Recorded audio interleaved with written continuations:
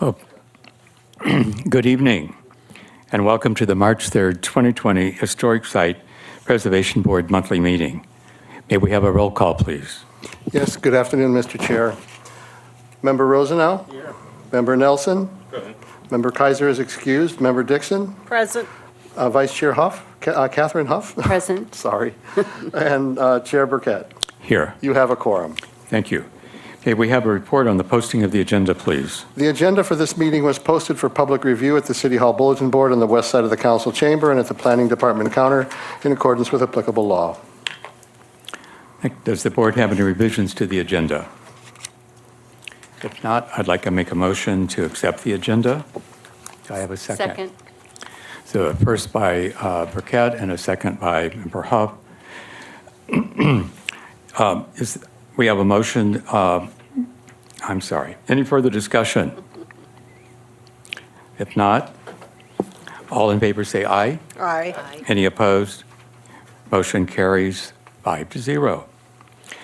Public comment. This time has been set aside for members of the public to address the Historic Site Preservation Board on agenda items and items of general interest within the subject matter jurisdiction of the board. Although the Historic Site Preservation Board values your comments pursuant to the Brown Act, it generally cannot take any action on items not posted on the agenda. There will be 3 minutes assigned for each speaker. Testimony for public hearings will be taken at the hearing. However, we do not have any public hearings tonight, so this would be the time to speak.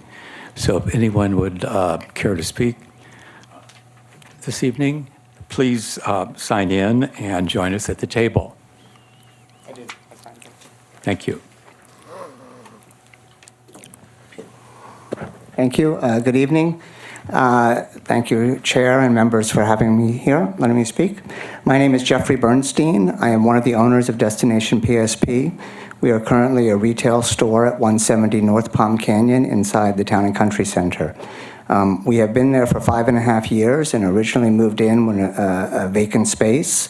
We lived through the construction across the street, and we're still in a building which is still largely unoccupied. However, we feel that we have helped brought life back to the building. We have a business that's committed to the community. We've tried to be good community and citizens. We are thrilled with the plans for the alterations and restorations of the Town and Country Center. It's been a difficult ride for us and for other businesses there, and we believe very strongly that the survival of the Town and Country is very important to the city. We also believe, though, that the survival of the Town and Country will matter with businesses being able to survive in the 21st century. And obviously the building was not built for these kind of businesses, so we wanted to highlight certain aspects which we feel are key in the restoration to consider. There's 3 things. The first one is awnings, which I know may not look as clean, but we had addressed this board 2 years ago when the first plans came up. Without awnings, a business would not be able to handle the sun and heat that come in during the summer. Obviously, when the building was first built, a lot of businesses were closed during the summer, but we're open 364 days a year. The second one has to do with signage. And I passed out some pictures that there is precedent for historical signage on the building. Obviously, I have other copies if anyone needs a hard copy. Obviously, the buildings across the street have a very large sign program. We don't want to have anything garish or ugly, but we feel that branding of individual businesses that are in the Town and Country are essential. And they're essential to our survival and essential to creating a downtown that is not just large brands, but small small operators that are in the Town and Country. The third thing is lighting. We realize the lighting on the building now is not original and not all that attractive. We have seen what's been done with the Architecture and Design Museum, places like the Capitol Plaza, where outdoor lighting that highlights the building, especially once it's been renovated, restored, and painted, would be a great asset to the downtown. And so we strongly urge that in considering these alterations and the restoration of the Town and Country, you look at what's necessary for a 21st century business to survive, and those include things like lighting, signage, and awnings. But other than that, we're thrilled with the plan. We have spoken, to our landlord recently and in the past about this, and I know he's supportive of things that help businesses, but also we all want to be respectful of the building itself. So thank you very much for letting me speak, and I do have handouts. so Thank you very much. can We answer appreciate anything. those They've got- comments, they've and got I'm your sure they'll be a handouts. part of the discussion later Your on. handouts, they have them all. Okay, so you have all the handouts? Okay, thank you. Thank you. Thank you. Anyone else wishing to speak this evening? Please come to join us at the table and state your name, please.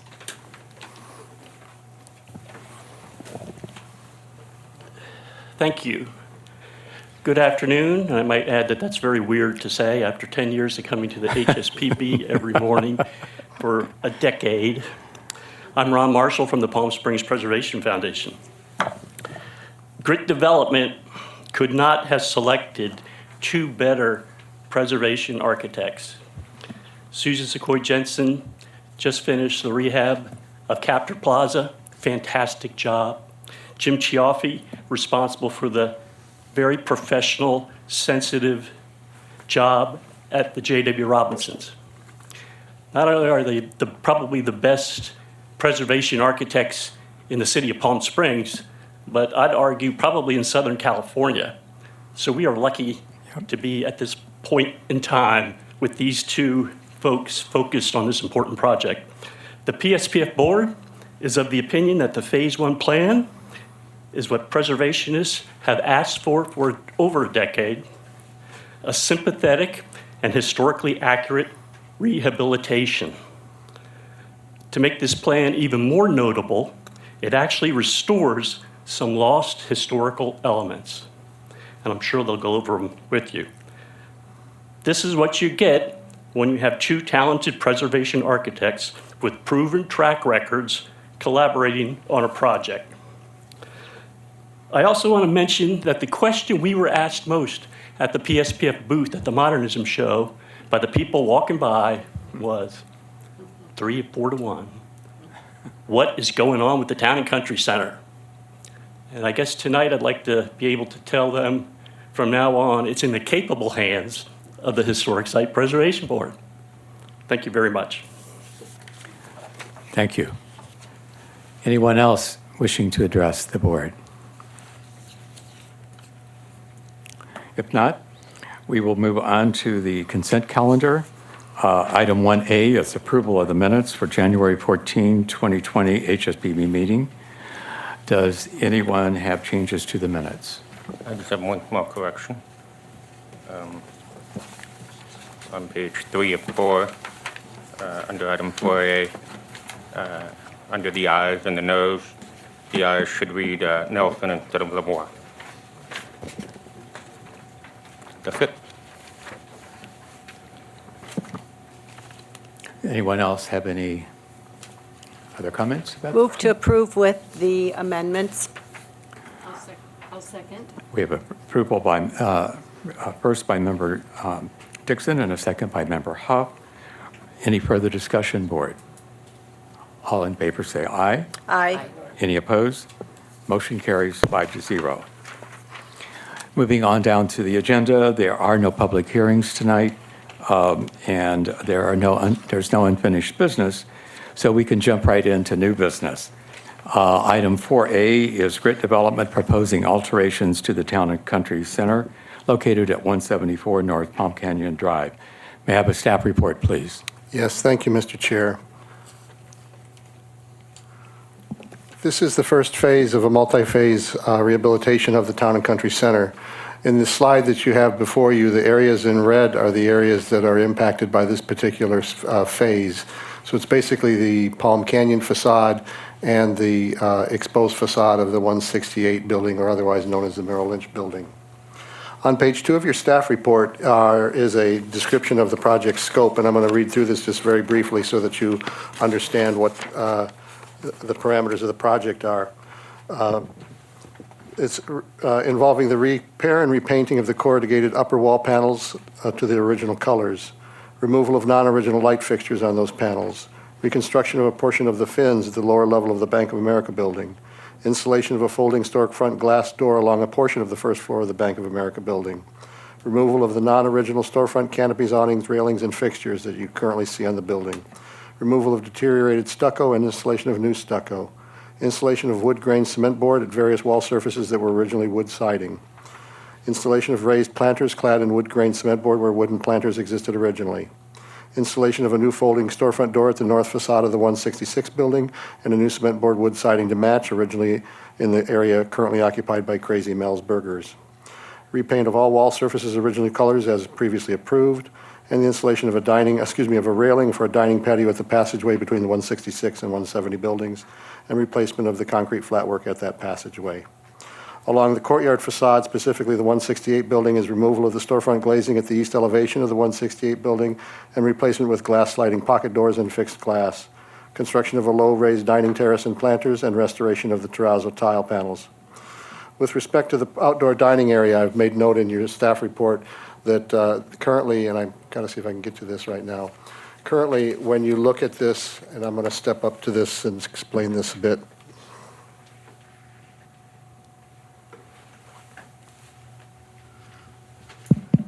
So currently, the area where Crazy Mel's Burgers is in this area here, and it comes over to about almost half to 2/3 of the width of this passageway. What's being proposed is roughly 6 to 7 feet that's right to here, so it's keeping this passageway open. The other, and there you can see it in plan as well right here.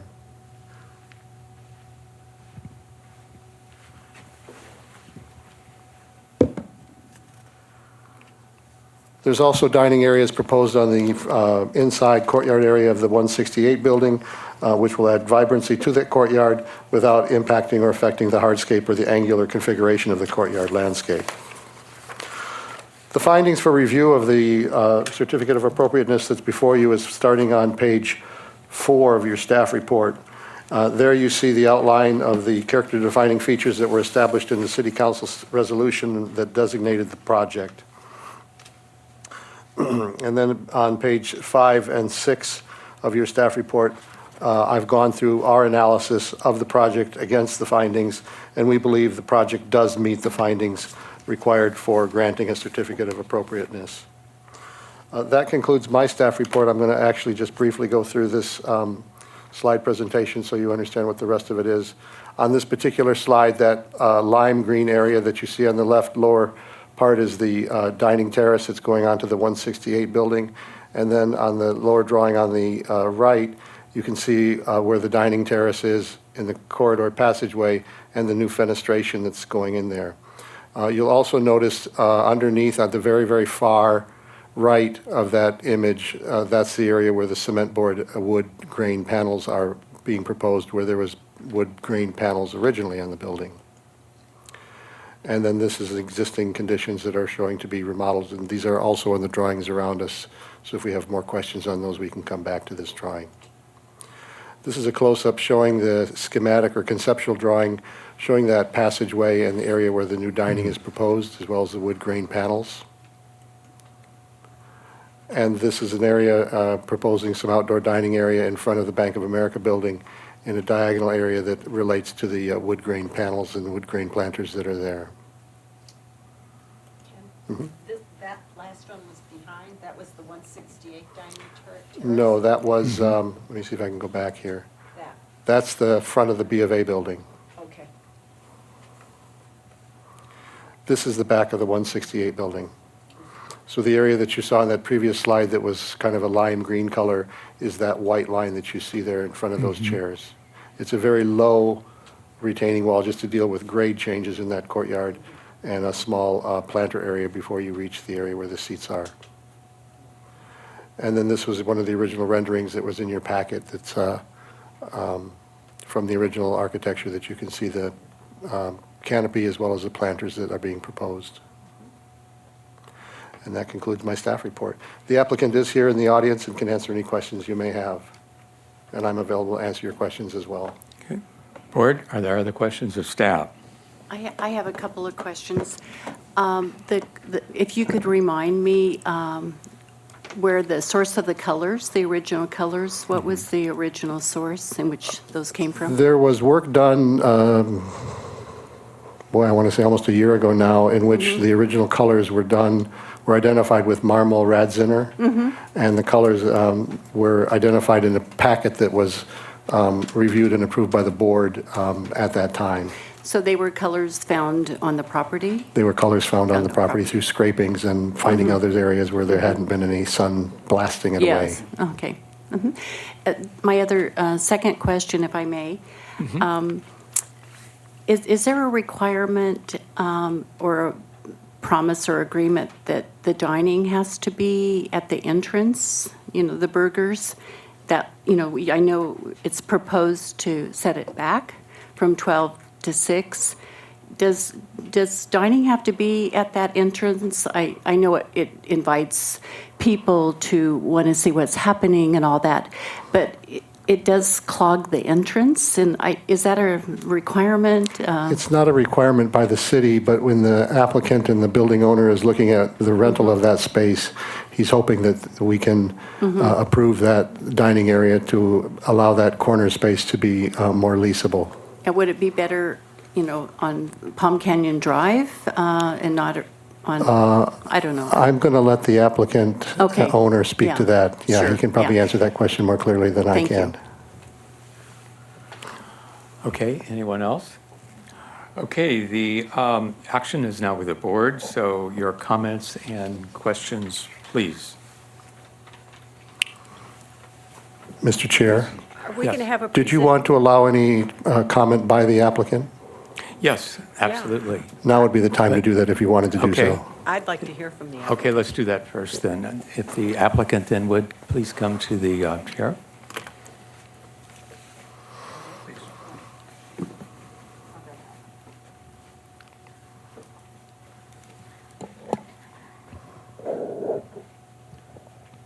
It's almost evening, so good evening, Mr. Chair, members of the board. James Chiaffi, architect, Susan Sequoy, architect.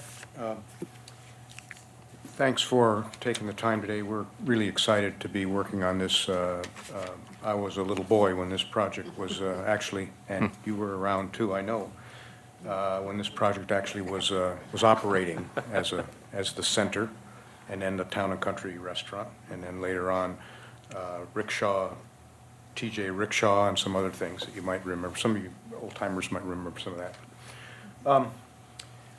Couple of comments. The Crazy Mel area that we're cleaning up substantially, he has 15 or 16 feet of dining space, railings, lights, doodads, heaters, umbrellas with poles and whatnot. We are speaking to a tenant who is a similar type of use. We spent a lot of time, I spent a lot of time with Michael Braun about who to put in there.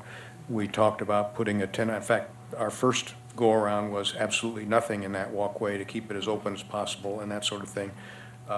That isn't going to yield a viable tenant in that corner. It's really kind of a hard corner, and the more we thought about it and worked through it, we thought we could get an outdoor dining experience, pretty narrow, 6, 7 feet, maybe for some high tops or whatever, to accommodate this tenant. And I chose to put a very minimal railing on it. Linda, you might remember the railing we designed at the Patron, that at the Oasis building. That's the railing we want to try and use. So it's very, very transparent, and we have plans for some really cool furniture design there that'll be basically one-off. My son is involved in that. You might know who he is, but he does that sort of thing. So we think it's going to be really cool. And I wouldn't have bought that early on, but as more I thought about it, and the more I thought about also attracting the eye to get back toward the Town and Country, getting rid of the trees that are in the way, as you see back in there, is all part of this overall scheme. I want to go back, though, to one thing. Maybe you could put the first screen on the first slide on the screen.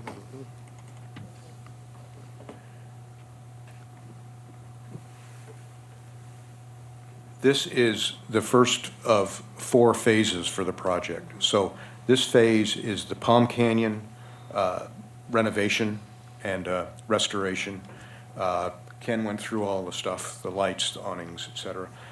Then it's turning the corner for the north facade of the Mel's building, removing the French doors and all the other stuff there, and redesigning that facade with some folding openable doors and some fixed glass that faces into that courtyard. And then around the corner, the E.F. Hutton, the Wexler building, just a restoration of that, essentially, cleaning up the tile panels and then building this low patio space. If that patio space serves alcohol, it may also need a railing that'll be built into that planter, which I have no problem at all with. Again, it'll be very transparent and cool. It won't be a big, thick tube rail and all that stuff. So it's important to know that that's the first phase. The second phase is the restoration of the courtyard space and the southerly parking lot. Repaving, restriping, re-landscaping, that sort of thing. The courtyard space itself will be mostly left alone, just cleaned up. There'll be some ADA access issues that need to be addressed there. So I'm working on a design right now of some low slope ramps, so I don't need railings, but I'm going to need to get up onto that podium, and I'm going to need to get down into that lower area, and we can't access it now by law. So there's that. The third phase is really the north wing, the stucco building on the north side with the small shops and the upper level office / apartments or whatever that are up there.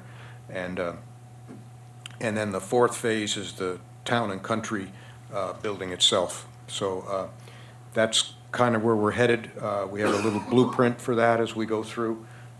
We still have some measuring to do and that whatnot, but that's kind of the overall scheme. I thought it'd be important you know that. We're moving forward on that basis. The other thing to note, maybe you could go to the E.F. Hutton building if you could quickly get to that real quick. Yeah. We had a glazing subcontractor come out and help us. The windows in the very middle of the facade here are intended to become a sliding panels that slide back into pockets behind here, and that will allow this to be opened up. The original design of the glazing here is there's an 8-foot high fixed panel with a horizontal mullion, and then 4 feet of fixed panel above. It's all fixed except for the 2 doors that go in. We kept that proportion. We had to add a vertical here and verticals here. And the reason for that, first of all, these are sliding doors, but we're having a sliding door that's full height, and it'll have the horizontal mullion in it, or muntin in it, so that it'll look exactly like it looks now.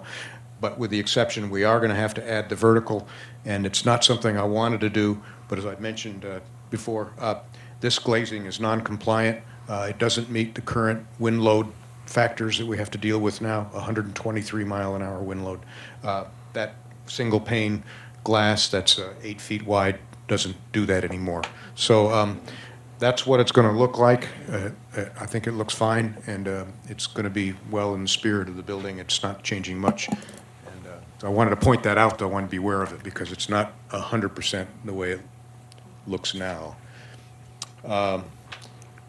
That's about it. I know we had some comments about awnings and that sort of thing. Can I ask you a question? Yes, please. About this No, building? go ahead, I'm please. sorry. Yes, sure. No, go ahead. Just since you're on this building, I wanted to ask you a question. My recollection is it originally was an art gallery, and then I think Nelda Lentz had the gallery. Maybe they commissioned the architect to build that building. I'm not sure. And then I know Howard Terhune had an art gallery there. Is it possible that what you're doing could lend itself to that, or is it more of a restaurant type space? I'll defer that. I can't answer that question right now. Okay. There are negotiations going on for tenants for that space. Yeah. It'd make a lovely gallery, I would agree. Yeah. It was originally the E.F. Hutton stock Yeah. brokerage company. They're the ones that Oh, they commissioned, did the commission. Wexler and Harrison did it, and that was its original use. Surprisingly, the interior of the building is, I want to say, almost 100% intact. The floor is still there, the green terrazzo floor. The original walls, there's some obscure glass panel over part of one of the partition walls that looks original to me. The bathroom and everything's all original. It was never really altered. It's in terrible shape. It's leaking badly. It's full of mold, but it's not altered. So we think we can keep it intact. It was some original designs not too long ago were to demolish the building, and I was disturbed about that because this is a real cool little building, even though it wasn't part of the original building. So I hope I've answered your questions. There's a sign program that'll come later. That's not to be discussed today. There are some sun control issues that we'll be dealing with. We are going toward the building as it was originally designed with no awnings. We think that's the appropriate way. And I hope I answered your questions. I can take some questions, but I want to let Susan has a few things she'd like to say. Maybe I'll let her do that, and then maybe we'll get some. I'd like to say a couple of things.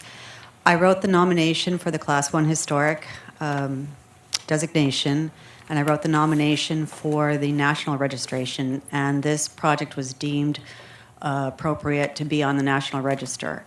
There was a lot of research that went into that. We went through the archives at UCLA. We found the original plans for the Bank of America building, and we have those plans, and we are respecting those plans. We're going back to the original design. And we also have the original plans for the Town and Country building, what was the restaurant. The period of significance for this project was 1946 through 1955, so it did include the Wexler building, the E.F. Hutton building. And I believe that what we're doing, what we're proposing today, is per the Secretary of the Interior standards. We will work closely with those.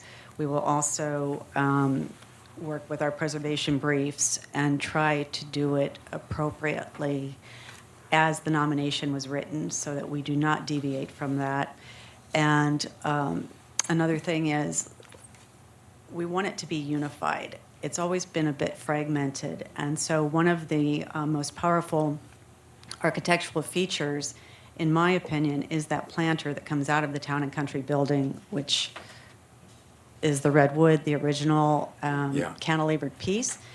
And we discovered that the wood siding is original to the front of the Palm Canyon storefronts. And so we will be using the same profile, the same size to take that redwood piece that was original and continue it throughout the project. We will be looking at alternative materials because of today's situation as far as what is durable. But we will be respectful of original materials and design, and I'm very, very excited about this project. I've just a couple of comments and a question, actually, or a request. I think the design application that you've created to draw the pedestrians in is a great idea, and it'll breathe life back into the center again, which I think is really, really great. And I also appreciate your visuals. They really do help a great deal, the way you've created those to understand the project. So mine is not a criticism at all, except I'm going to ask your help. You know, and it reminds me, reference back to the Oasis building, when there was a lot of discussion about the lights that were being strung all over the place. And, you know, we go to this great effort, and thankfully we have two architects here who really understand preservation. And then the buildings get obscured by these things that are, and I used a term not earlier in your talk about doodads, I think, or something like that, but it's all of these things. And I just think we need to be so respectful for these buildings. So that is something that I'm going to ask that have high consideration while we're doing it. And also there's this funny little trellis, arched trellis over the back service door and with stuff all over it.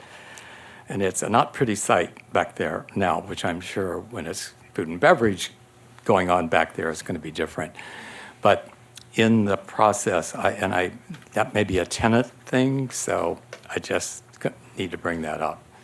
So I really appreciate what you've done. This is really terrific. Thank you. Is that something that could be written into the leases with the agreement of the owner? Be okay with me. I did a really extensive exterior renovation to one of the Frank properties up by Las Casuelas Terraza. We did a whole new overhang structure out of steel that was wood that was falling down. And my son designed the railings. And those are all custom one-off things, and we spent a lot of time on that, spent several months designing it and building it. And the next thing I know is there's Christmas lights hanging all over one of them and everything. It's a mess, and I don't want to see that here, and I'll do everything I can to not allow that to happen. I think we have good buy-in from ownership here to maintain this in a proper way. So I'm confident we can do Wonderful. that. That's great. Mr. Chair, I have a couple Yes. of questions. Is the only entrance from Palm Canyon through this aisle right here? Is there another entrance? No, but there is a possibility of another entrance. It's not shown on this application, but there is another entrance. May I? Yep.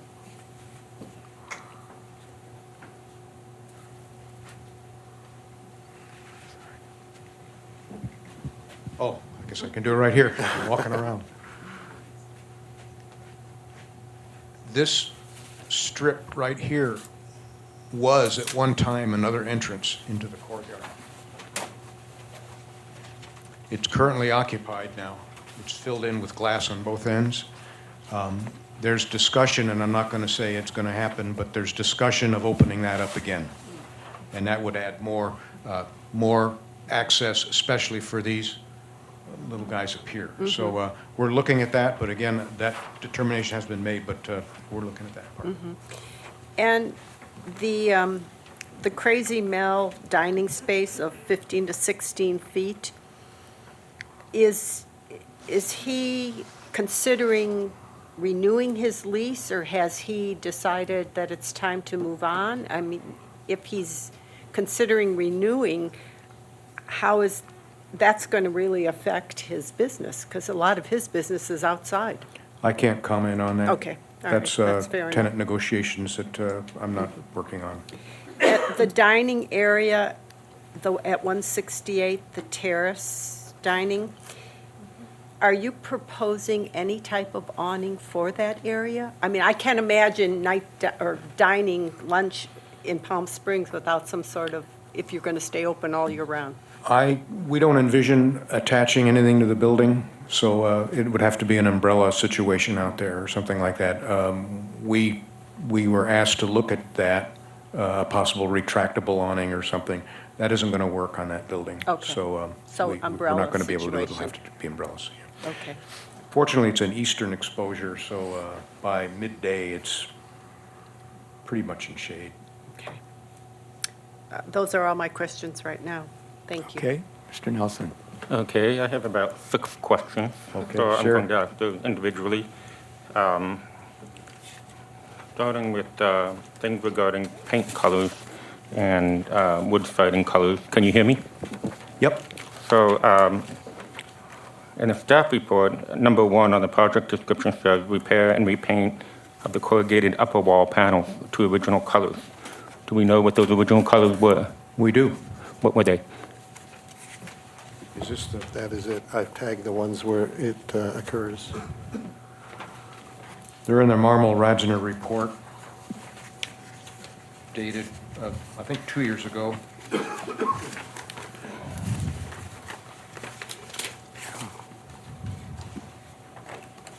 It's kind of a beige color, Jade, but I'm looking for the actual. I don't think it's in here, but they did the research. They did the research Color when they board is in came there. to us. You know what it is? We have those colors.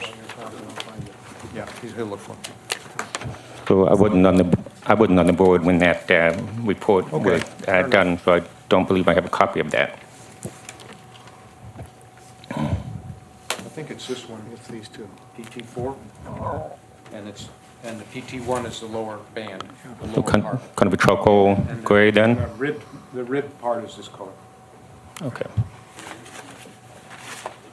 So the intent is to leave the material that's there now and just restore it? Correct. Okay, great. That's my first question. My next question regards item 7, installation of wood grain cement board at various wall surfaces that were originally wood siding. What was the original color of the original wood siding? And was it painted? I believe it's this color, the PT3. Okay, so like a milk chocolate then? Medium brown. Okay. And some of it's still there. We found some of it the other day. It's underneath the plaster. It's been plastered over, but it's still there. It's about a 4-inch horizontal board. And Okay. we'll have it removed, and we'll replace that with a synthetic board of some kind that will last and be similar to something we used at Captors. So it will be painted with something that can obviously withstand all of that harsh Yeah, afternoon sun. yeah. Okay, great. And then some other questions. The E.F. Hutton building, the one with the green terrazzo, do we know if the owner foresees that being a restaurant or a dining establishment? Can't answer that yet. Okay.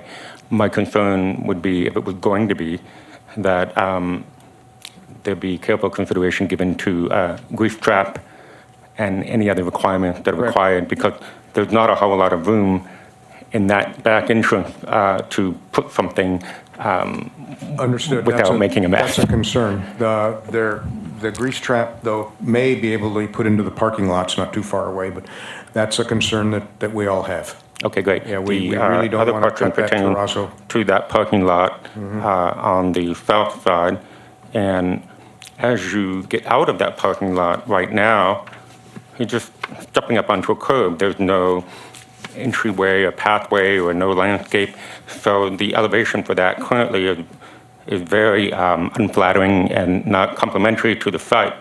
So, and I haven't seen, maybe it's here, but I haven't seen the proposed elevation for how you would get out of that parking lot and walk into the center from that southernmost direction. Do you have That's any? phase 2. Pardon? Phase 2. We're Phase working 2, on that. That's okay. going to be part of Thank the courtyard design and the parking lot design. Okay, great. And my last question, with regard to the concern brought forward by PSP on the signage and the awnings, I would possibly suggest to you and the owner that maybe Tom Dahl be considered when you go to have a sign program and perhaps designing the signs, because he had done an excellent job for Modernism Week with their brochures and programs and has a real great handle on vintage signage and lettering and that kind of thing. And maybe they could work with Tom and PSP to come up with something flattering for the whole center. Good idea. Okay, Thank thank you. you. Sure. Mr. Chair? Yes, Ms. So Dixon. tonight, we're just considering the 2 recommendations that are listed in our report. We're not discussing signage or awnings or Correct. considering anything of that nature at this point, correct? That's correct. Okay, thank you. Okay. Board, any other questions for the applicant? Thank you so much. We really greatly appreciate that. So, Board, it's now back to us again for discussion. So may I have any comments that you might have at this point? Yes. I'll just make the comment that I had kind of made earlier, the fact of getting rid of the visual noise and creating some sort of a grand entrance. I don't know what that will be with that other space possibly being opened up. That's an exciting Right. possibility. So just my comment is, how do we create an inviting, grand entrance to the center? Just a comment. And Eric? Mr. Chair? Yes. The applicant had one additional comment that he wanted to share Oh, that he had please. forgotten. Is it all Oh, by right for all him to come means. forward Yeah, again? absolutely, please. We always love to hear from the applicants. I'm sorry. I was just reminded that we really neglected something that was really important. And Susan prepared these sketches, but I wanted to bring your attention to this building and this particular situation here. And there are photos. You may have photos in your packet, but this overhang currently goes all the way across here, and this glass from here all the way to here, this element has been cut off and glass been added underneath, and these fins have been cut off and glass added underneath. So after looking at Quincy Jones's original sketches, we redesigned this to meet the original intent, and it's a very important part of this Phase 1 project. And I'm totally remiss, I got wound up with some stuff in the back there, but this is what we're envisioning there.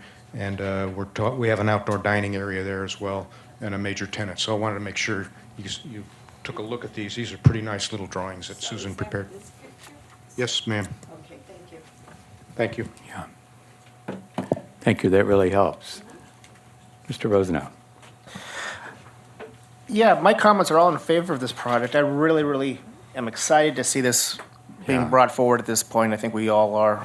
We've been talking about the restoration of this building for years. We saw other plans in the past few years, and this really, I think, incorporates what we as a preservation-minded community want to do. And I really am thankful for the applicant to bring these two architects with him and propose these real sensitive restoration changes. Yes, it's very sensitive. Mr. Nelson. Just one comment or two. I would like to echo what Catherine said about making sure that there's a grand, if that's the right word, entrance, but something that really draws people in. And also, on that note, that the breezeway be restored, because when you go in just the one entrance and you turn left there, that becomes a very dead space where the bathroom is currently located. Mm-hmm. And I remember having grown up here when that was the breezeway and walking through there. And the store that was to the south had all of the extra window space. So it made for really great retail visibility. Now, of course, there wasn't quite the homeless situation back then that we have today, so I can understand not wanting to have a covered breezeway, perhaps, but I think it's really important to encourage flow and to have more than two openings into this project. Across the street at the new downtown, you can access it from almost 4 directions. So that's something to keep in mind, that the more ways there are to get into the center, I think the better it will do, and the more it will breathe and flow for everybody who's in there. Thank you. I would just like to reiterate that I would love to see the second entrance off of Palm Canyon into the area. I think it's a great idea, and if it can be done, it would be important. 4 phases scares me, only because I'd like to see this project completed before I go to my big space in the sky. That's what I'm hoping. That might be an interesting question, too. I don't know what the plans are for Phase 2 in terms of timing. Is any general timing? It's a matter of information if that's possible, or if you really want to address that at this point or not. But I think it is it's a very reasonable question to be asking, because of this long time delay. So, yes, just, Susan, if you please come, that'd be great. If I could respond to that, it is tenant-driven at the time. It's the nature of retail, but we are ready. If we're getting the approval to move forward on Phase 1, we're going to start working drawings immediately. And we've also started to design the courtyard and the entire parking area, because we realize I'd like to see it happen too. Yeah. I think we all do. And so a lot of it is nature of the beast, tenant-driven, but it looks like we have first phase ready to go. Right.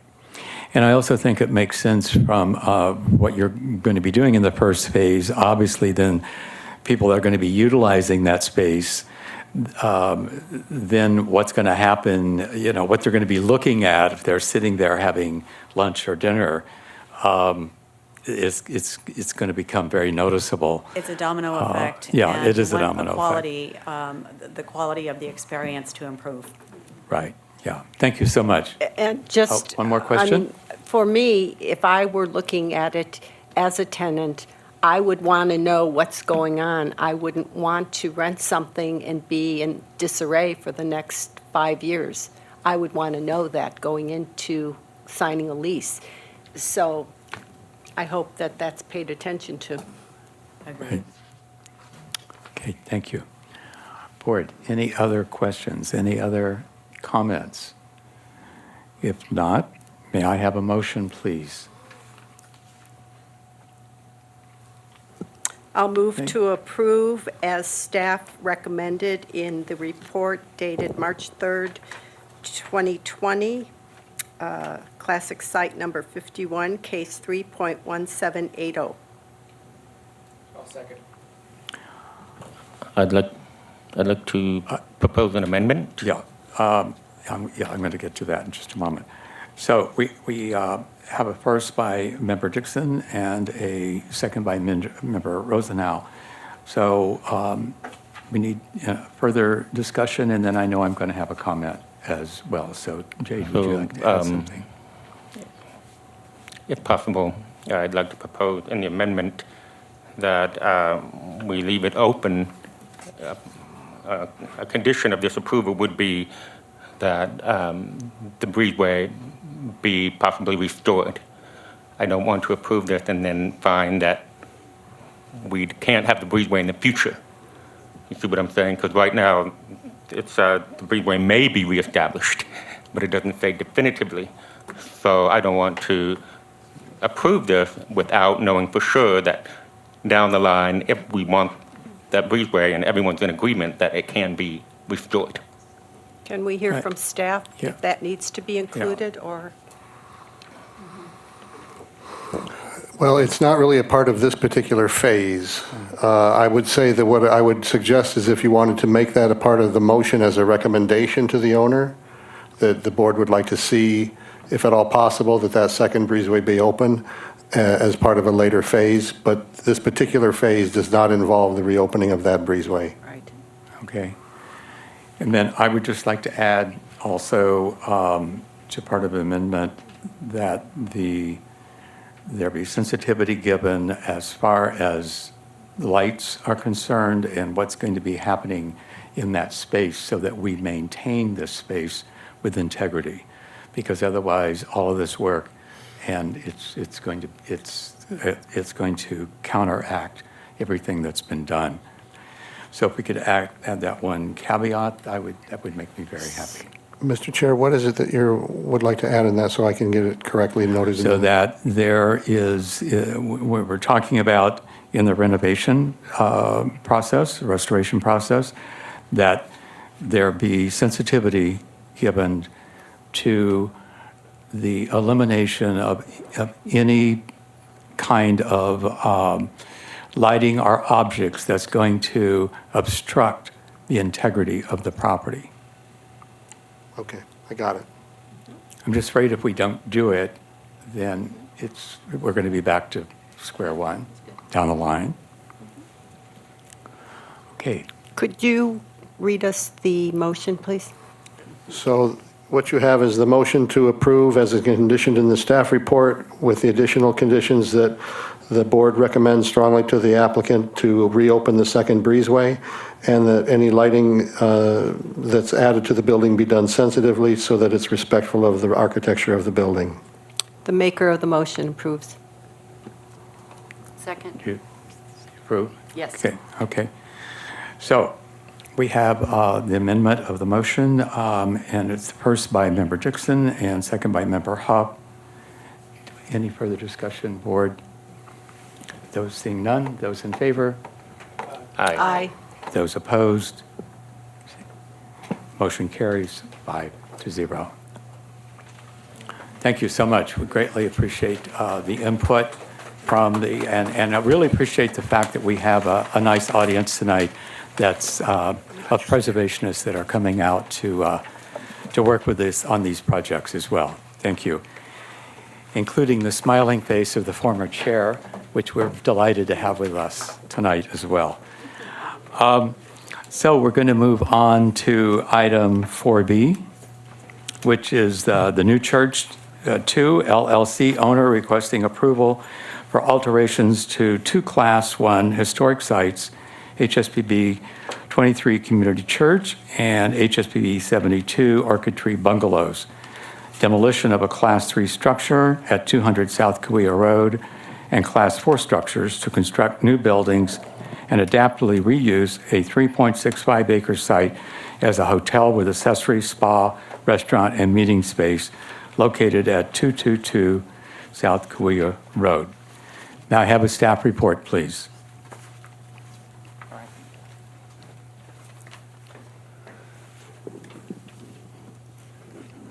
Hi. Good evening. Good evening. Good evening, Board. So the application before you is a certificate of appropriateness request. As you may recall, this project has been before the Board back a few times. The most recent was in 2016 when the Board approved the Orchid Tree Adaptive Reuse Project. So what you have here on the screen is an overall aerial view of the block that the project now encompasses in red. What is shown in highlight yellow is what was previously, it was the area previously approved in 2016. So you'll note the church is located at the bottom of the screen on the left, and then the bungalows, both Class 1 sites, are on the bottom right. Again, the overall site is depicted as outlined in red. So, as stated in the introduction, this is existing buildings being adaptively reused and renovated.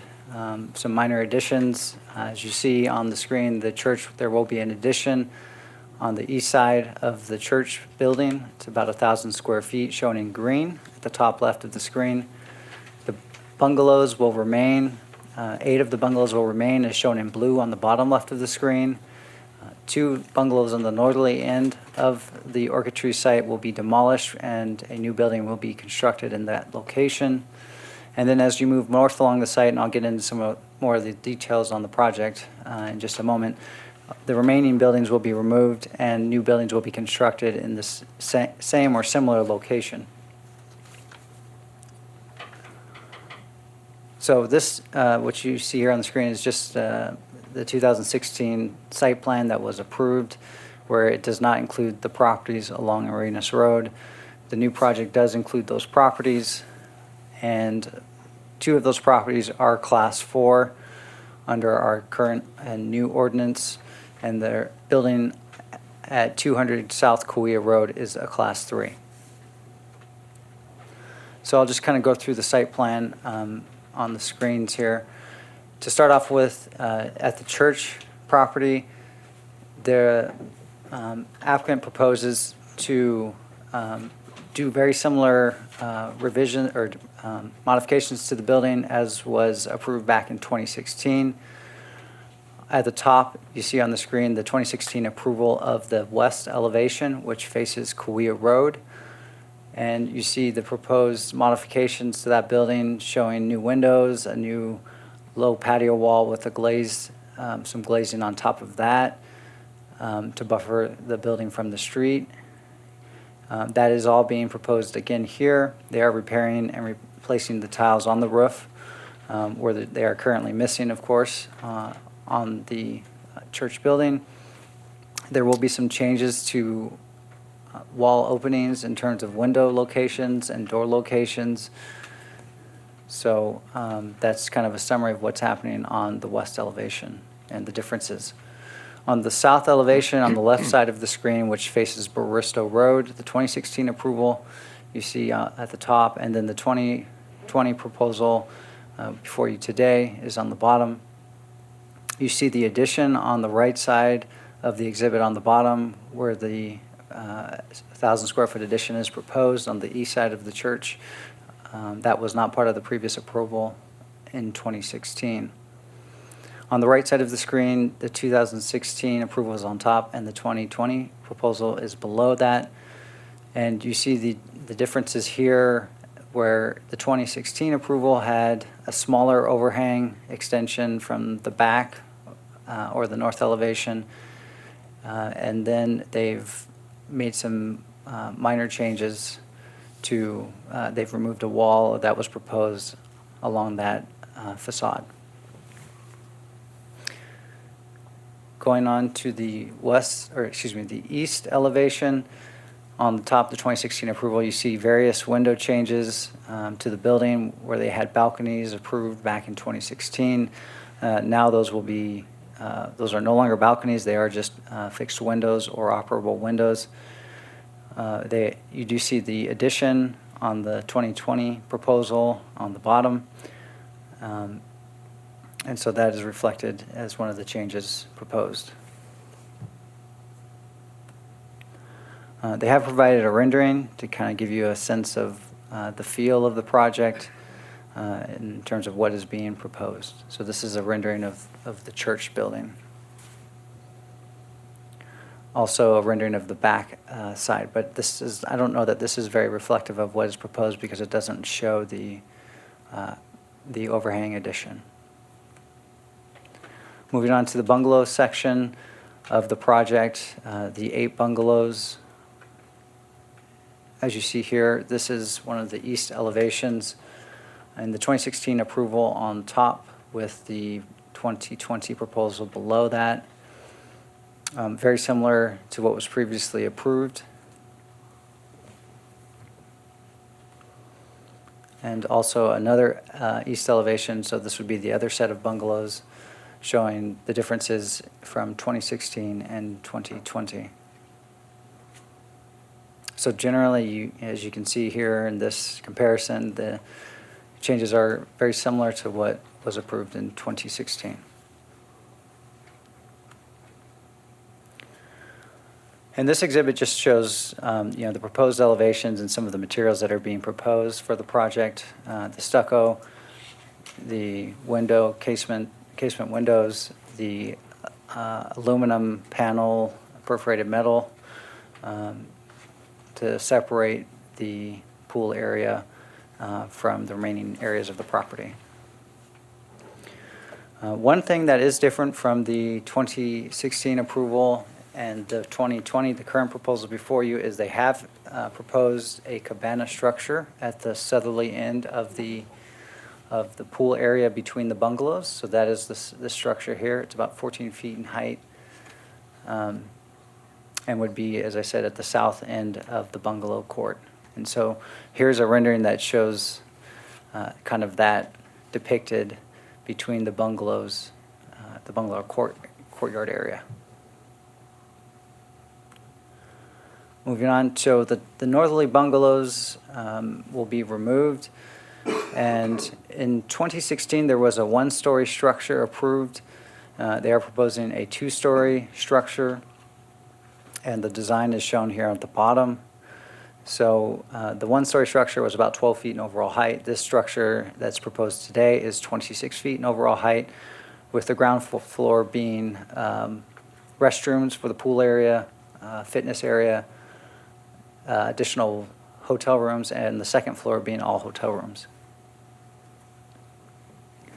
And this just shows both the south and north elevations of that building. So south elevation would be facing the bungalows, the north elevation would be, of course, facing the other direction.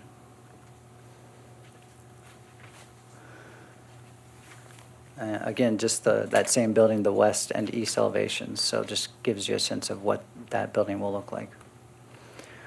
Moving on to Building A, as shown on the site plan, which is just to the north of the church. That building will be removed. This was one of the Class 4 structures on the property, previously approved for removal and a new structure. So in 2016, it was a 1-story building. It's 14 feet, well, ranging in 12 to 14 feet in height. In 2020, the current proposal, they are proposing a 1- and 2-story structure similar to the existing form of the building that is there today. It is 1-story, predominantly in an east-west direction, with the easterly portion of it popping up to a two-story. And so one thing that's important to note about this elevation and what was designated historic is the historic arch. That stone structure was designated as part of the contributing features for the Class 1 designation of the bungalows. So that stone structure will remain and serve as an entry to the patio area for that hotel room. So this building will be all hotel rooms and with outdoor patio spaces. So that, whereas in the 2016 approval was to be removed and relocated to another location, in this proposal, they are keeping that in the current condition where it is today. So this is just showing the south elevation of the building, of that same building, and reflecting what's on the building on the top screen, and then what's proposed with the new patio walls.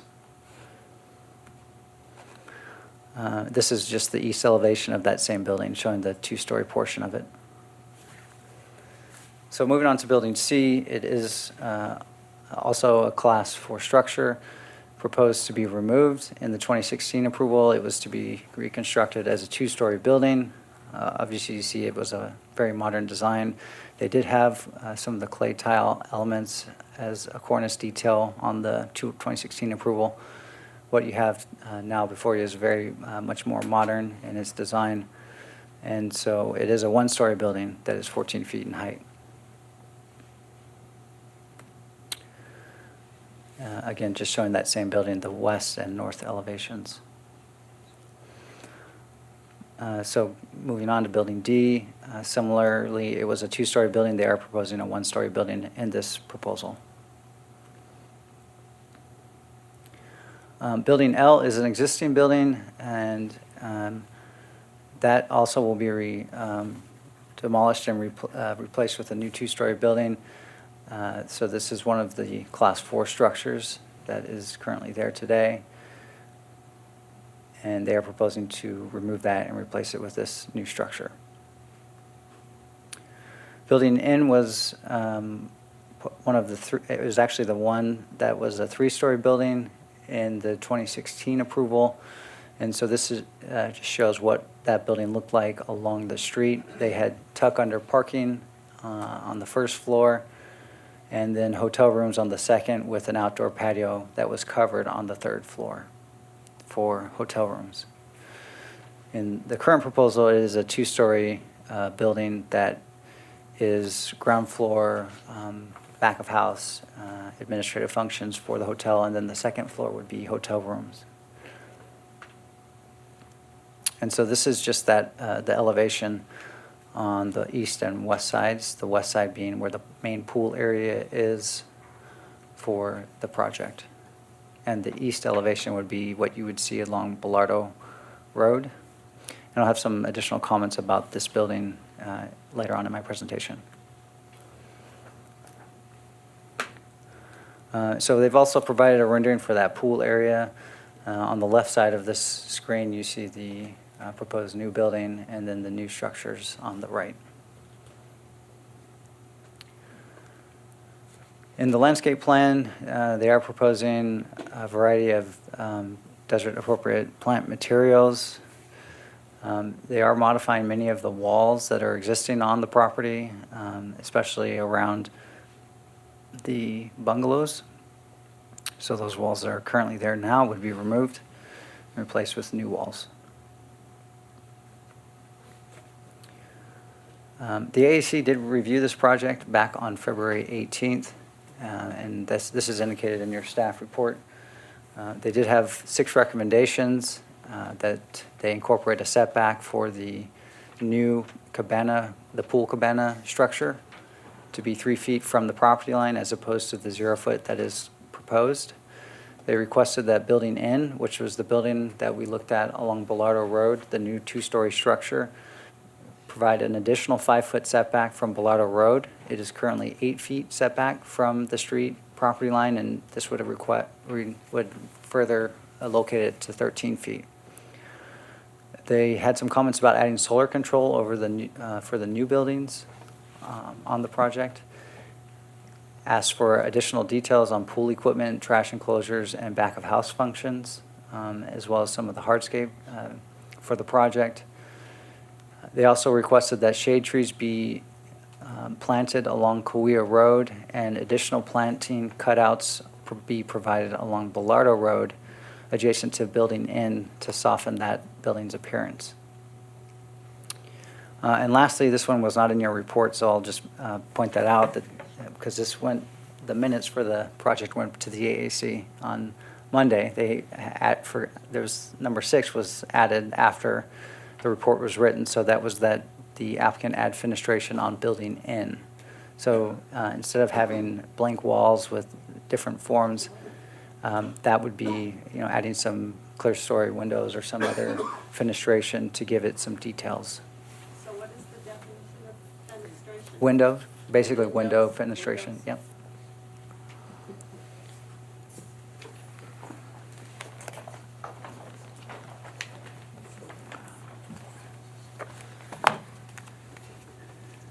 And so our recommendation today, after reviewing the criteria for Chapter 8.05 of the Municipal Code as it relates to the findings for issuing certificate of appropriateness, we feel that the project is being done sensitively in general for the existing historic structures.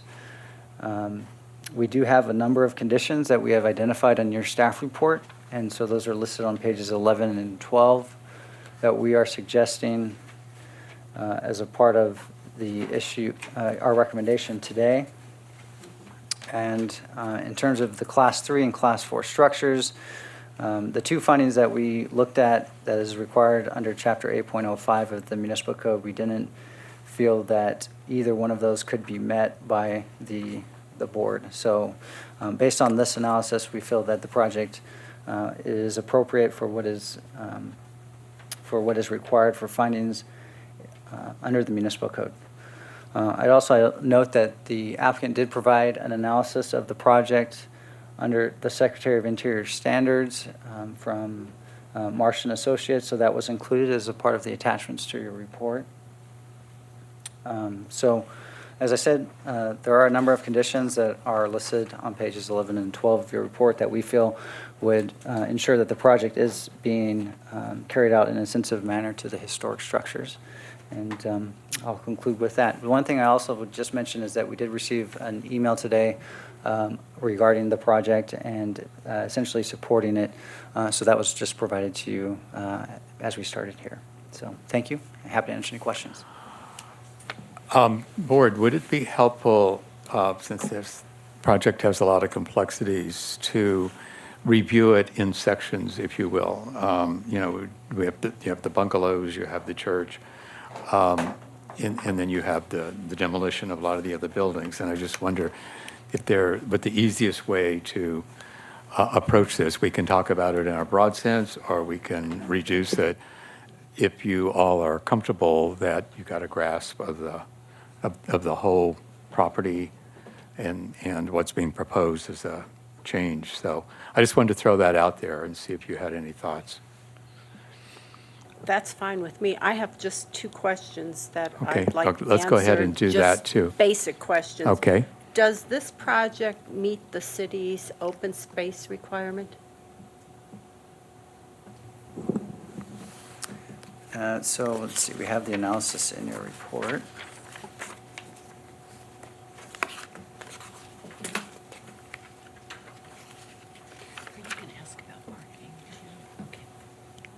The current the standards that we have in our zoning code is that a minimum of 45% of the project be usable landscape open space. We've identified that primarily the structures that were there, they're existing, so it's an existing condition. So I'm not sure I can answer that question because I don't have the actual calculation. I think that's really important, and I think you should have that, and the Planning Commission should be aware of of that figure. My second question is regarding the parking. I guess I don't know how we can be that many parking spaces. A total of 161 spaces are required, and they're providing 87 spaces in downtown. We have other projects here in the city, and neighborhoods are screaming that they don't want overflow parking in their areas. I don't know how this could get approved. Those are my comments and questions. And speaking of parking, let me just add on to that. I believe when we reviewed this last in 2016, there was underground parking, which has now been eliminated out of the project, which is making quite a difference. Yeah, I would just, it's probably best if I show you what the previous project proposal was for parking. Previously, in the 2016 site plan, there was tandem parking along Bellardo Road. Right. So you see that in this area here. So now they've eliminated that second row of parking, and they're proposing essentially bay parking all around the property. It's not really all around. There's no parking on Baristo. The exception being Baristo. There was comments, I think, previously when the project was reviewed that HSBB had requested the existing wall that is there now be retained, as it did contribute to the design of the church. And there are some issues in terms of having accessible bay parking along Baristo, given that the curb is about a foot high. Right. Right. Is that a one-for-one? In other words, from what was along Bellardo and and now it's been changed to tandem parking? Is that an even exchange? That's what I'm. I would say there's probably a little bit more parking, but I don't know the specific number. But they have, as I said, they have provided additional parking along Arenas, which was not previously part of the project. Right. How many parking spaces is that along Arenas?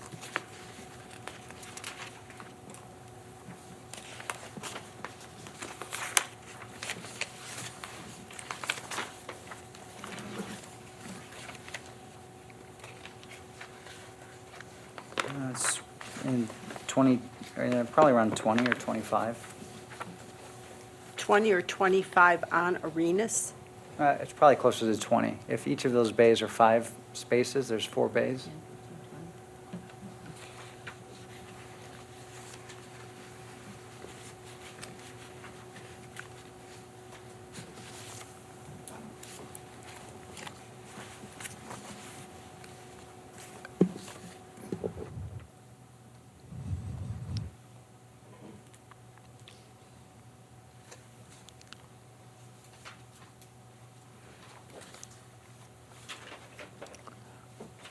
Okay, any additional comments on parking while we're on that subject? On parking? Somebody else? Yes. So my big concern would be that it seems like the area where the church is would be the spot that would need the most parking for the restaurant and the spa.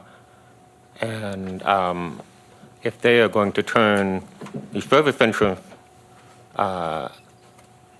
to the east of the church, which is access from Baristo, that becomes a loading zone.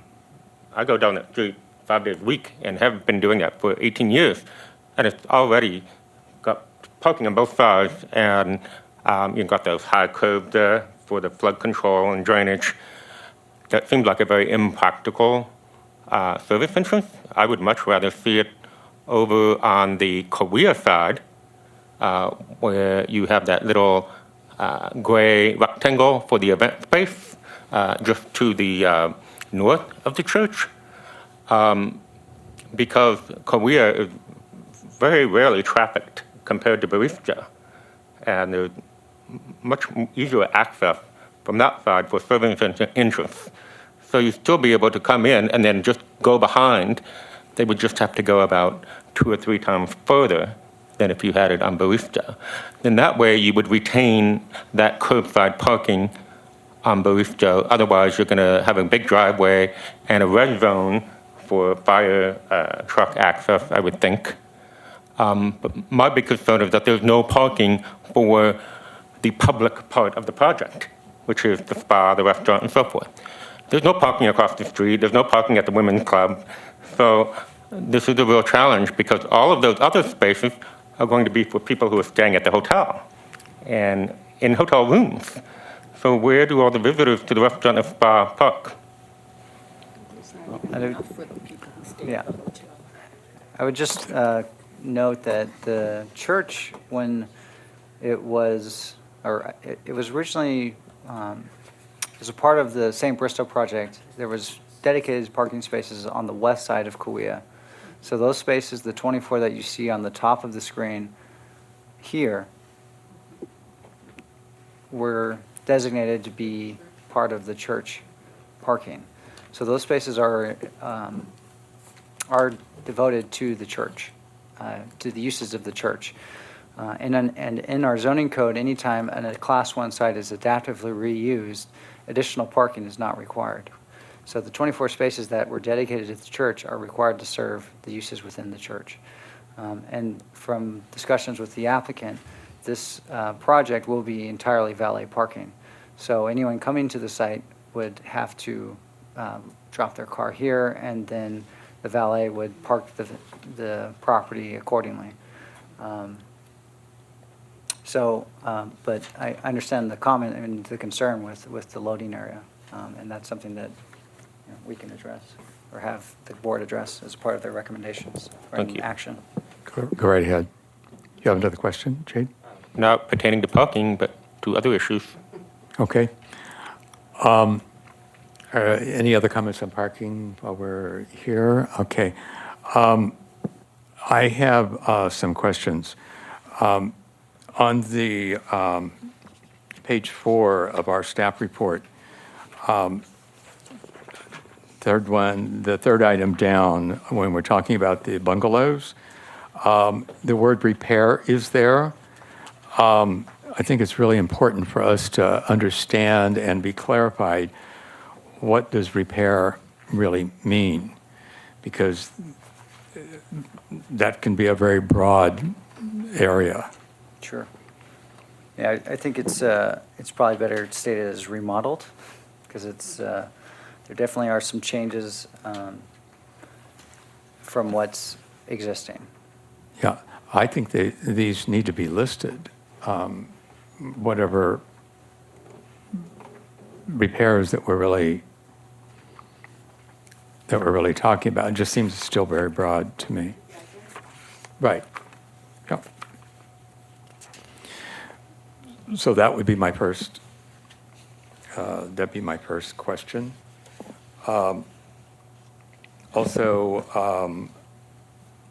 on page 7, the exterior building improvements include metal windows, dark anodized finish, and yet the original shows a white mullion elements.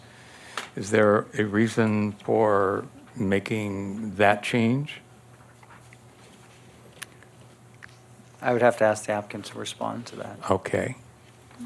All right. And so we can come back to that since we bring the applicant up. I think the rest of my comments really can wait until after we've spoken with the applicant. So if it's okay with the board, I'd like to bring the applicant back up to speak with us now.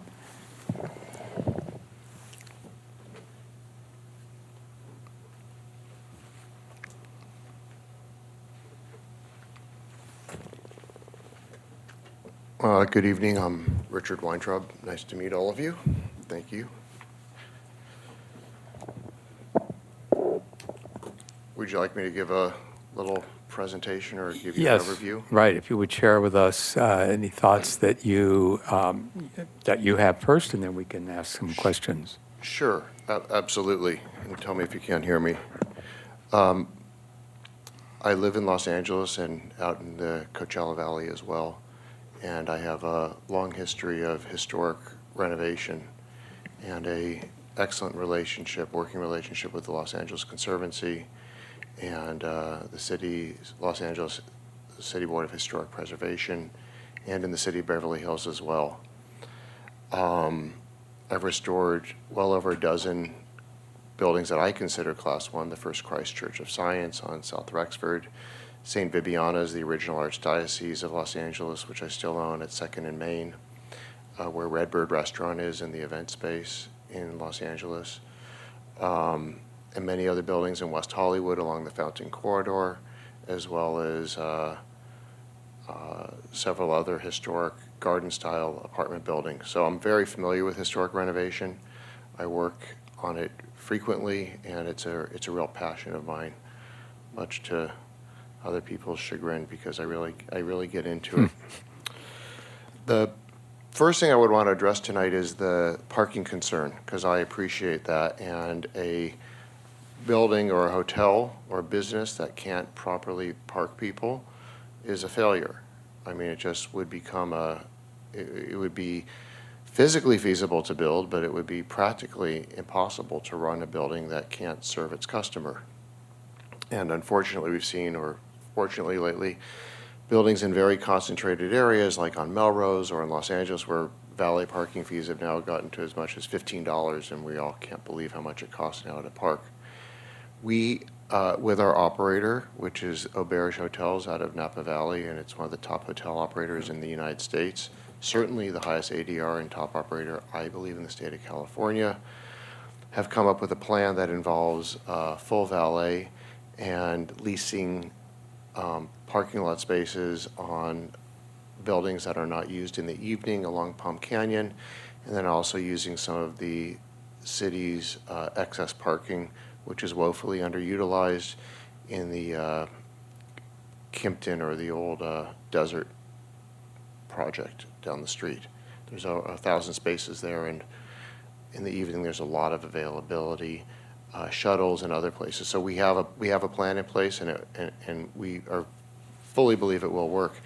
At Redbird, which is an incredibly successful restaurant, at St. Bibiana's, where we have a lot of events, up to 800 people, we have not a single parking spot, and yet we run a very successful facility.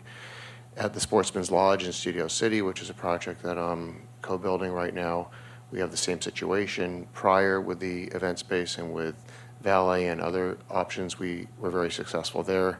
First Christ Church of Science in Beverly Hills is now the Nessa Synagogue. Sometimes they have up to 2,000 people. There is no problem in the neighborhood or neighborhoods, because the last thing we want to do is have a bad relationship with our neighbors, because that also engenders poor business.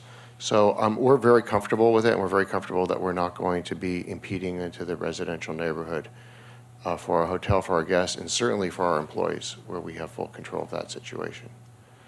So I did want to address that, and sometimes, unfortunately, in Type 1 or Class 1 restorations, they're often built in tight urban areas or areas that don't afford parking, and it's a strange trade-off oftentimes, because one deals with preserving what's a very important structure. I've been strongly encouraged by many people, I don't want to say who, to tear down the church.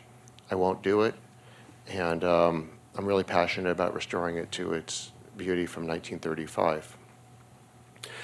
Speaking to the project, and then you can ask me as many questions as you like or interrupt me anytime.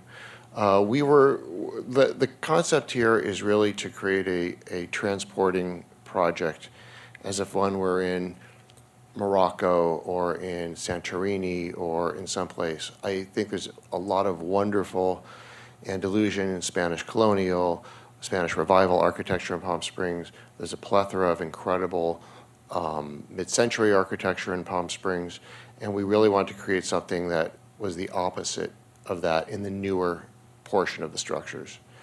So the idea here is, while David, who did an excellent job on the report, it's not really what we call modern architecture. It's very simple Mediterranean architecture, thickened walls, In the case that if we can, and we're pricing it out right now, steel doors. Steel doors, as you know, are extremely expensive, and to meet Title 24, you have to have a thermal break in them. So there's a lot, so you don't have the heat transference. Big slabs of Spanish travertine on the floors, or Turkish marble in the walkways to really create a sense of place on the ground. And then, as I said, deepened walls around the fenestrations around the windows and the doors. And then the doors that would lead into the courtyards will have a real historical feeling to them. We're looking right now to create a very exuberant but quiet palette. I know those two words don't really exist together well. Exuberant texturally, quiet in the colors. We want this place to really be cool and calm with different shades of white and ivories and things like that, and still respect what Palm Springs is all about, but to create a different architecture and vernacular than what has been built here today.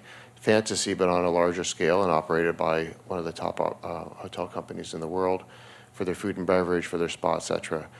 We have heard great feedback from all of the other neighboring small hotels because we will have a first-class spa and we'll have an incredible restaurant. So we see a lot of people walking to that from the bed and breakfast and the other small hotels in the neighborhood, and basically becoming the canteen or an aspirational place for people who are staying at the Holiday House or other places.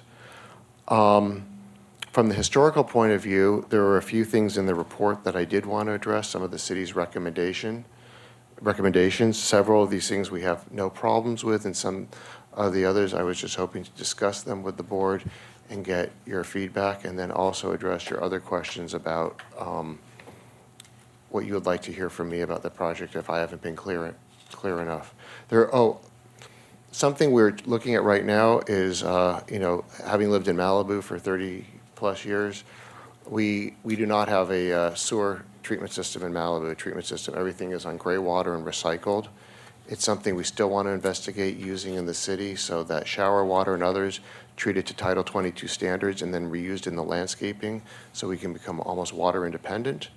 Second is we absolutely want solar, which is why you see the parapets on all the new buildings, so it's not visible, but we can become energy independent to as much as possible. And with LED lighting and everything like that, we can really go a long way.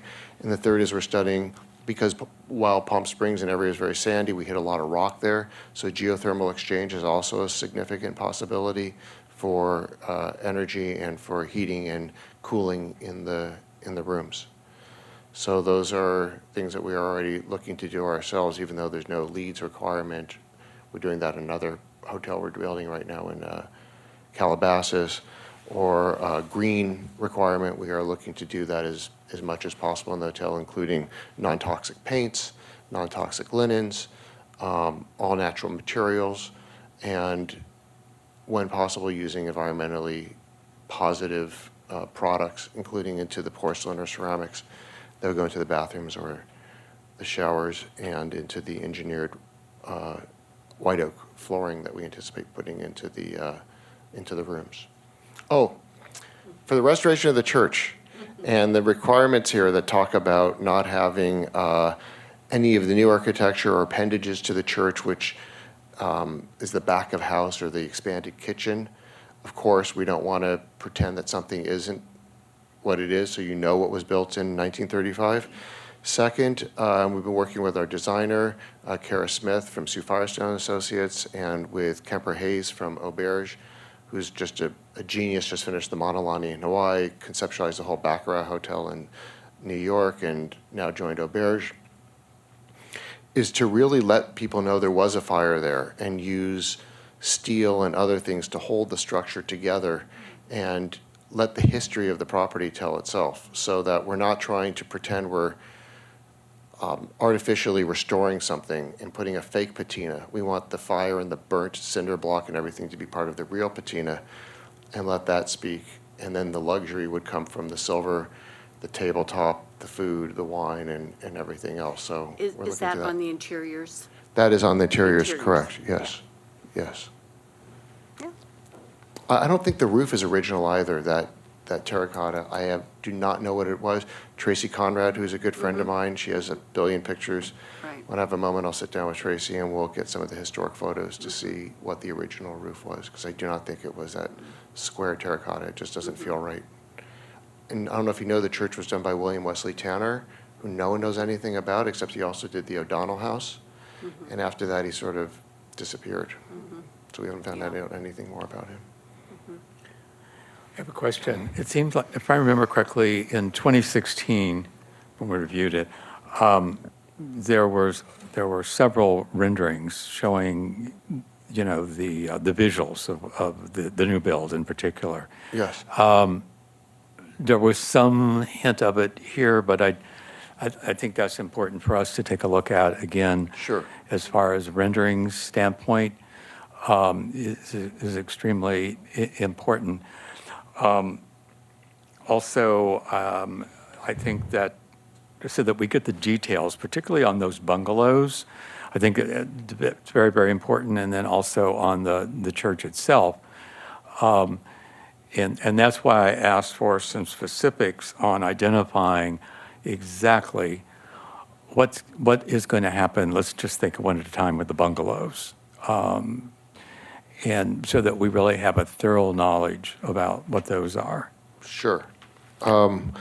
So our intention with the bungalows, which are a Class 1 structure, as you all know, is to bring them back to as close as they looked when they were originally finished, probably in the 1920s, to remove the walls, the slump stone walls that were put in the 1970s, to not increase any of the square footage, to remove the roof and restore it, and then put as many of the existing tiles back on, or have in that case, a replica of what tile was there from the 1920s.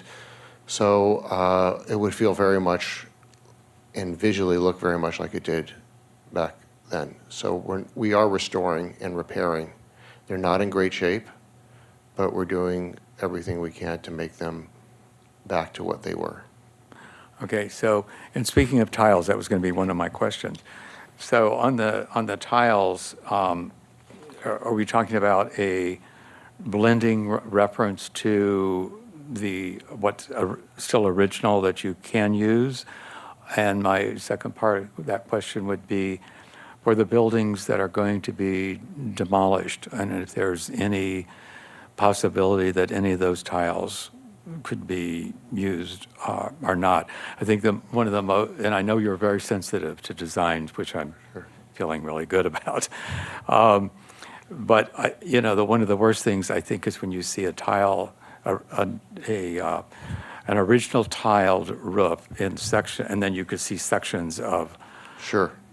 of those that are obviously not new. It really is quite distracting from the building. I think that's an excellent question.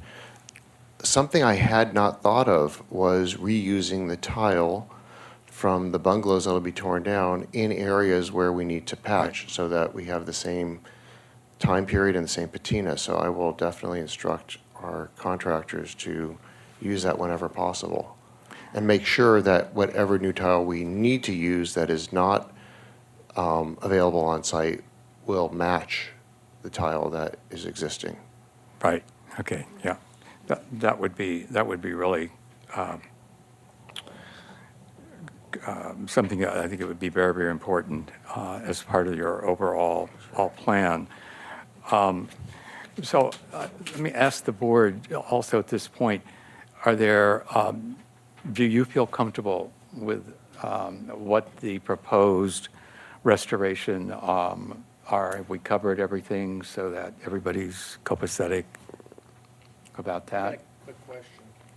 Yes. Yeah, Dick, you had mentioned the windows at the church. What exactly exists of the original casement windows behind all that plywood? It's kind of hard to see, and can that be refurbished versus replacement?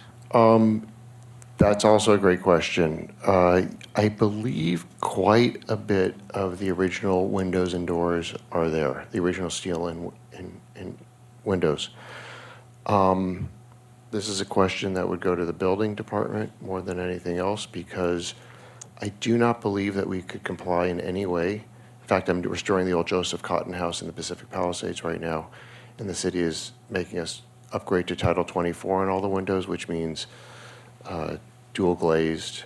We're using a black member inside so it doesn't look, and we're pushing it as close as possible. But if we're allowed to, it's something I would love to do because I do think they are salvageable, or at least a significant portion of them. So if possible, we would, and we'd love to use them. We're looking to reuse as much of, even some of the old chandeliers. It's an incredibly bizarre and kind of magical place to go in the light, in interesting light. But some of the old chandeliers that were burnt and have an incredible patina on them, we plan on reusing those as well. Yeah. The neo-Gothic chandeliers from the late 1930s. Yeah. Yeah, I applaud you for your operator with Auberge. Thank you. I'm very fond of their hotels, being a former hotel guy. Yes, Mr. Nelson. A few questions for the applicant. Did you say that the valet parking was going to be complimentary or a fee? Well, I'm not the one who operates the hotel, it's Auberge, so I would need to ask them what that would be. I think for the hotel guest, it's automatically a fee. That's, when you check into a hotel, any hotel in the valley, there's a parking fee. I think if you're coming to the restaurant, I'm sure there will be at least some sort of minimum valet fee, but I can't tell you that answer right now. Okay. Most restaurants that I know of that have valet parking in Palm Springs proper offer complimentary.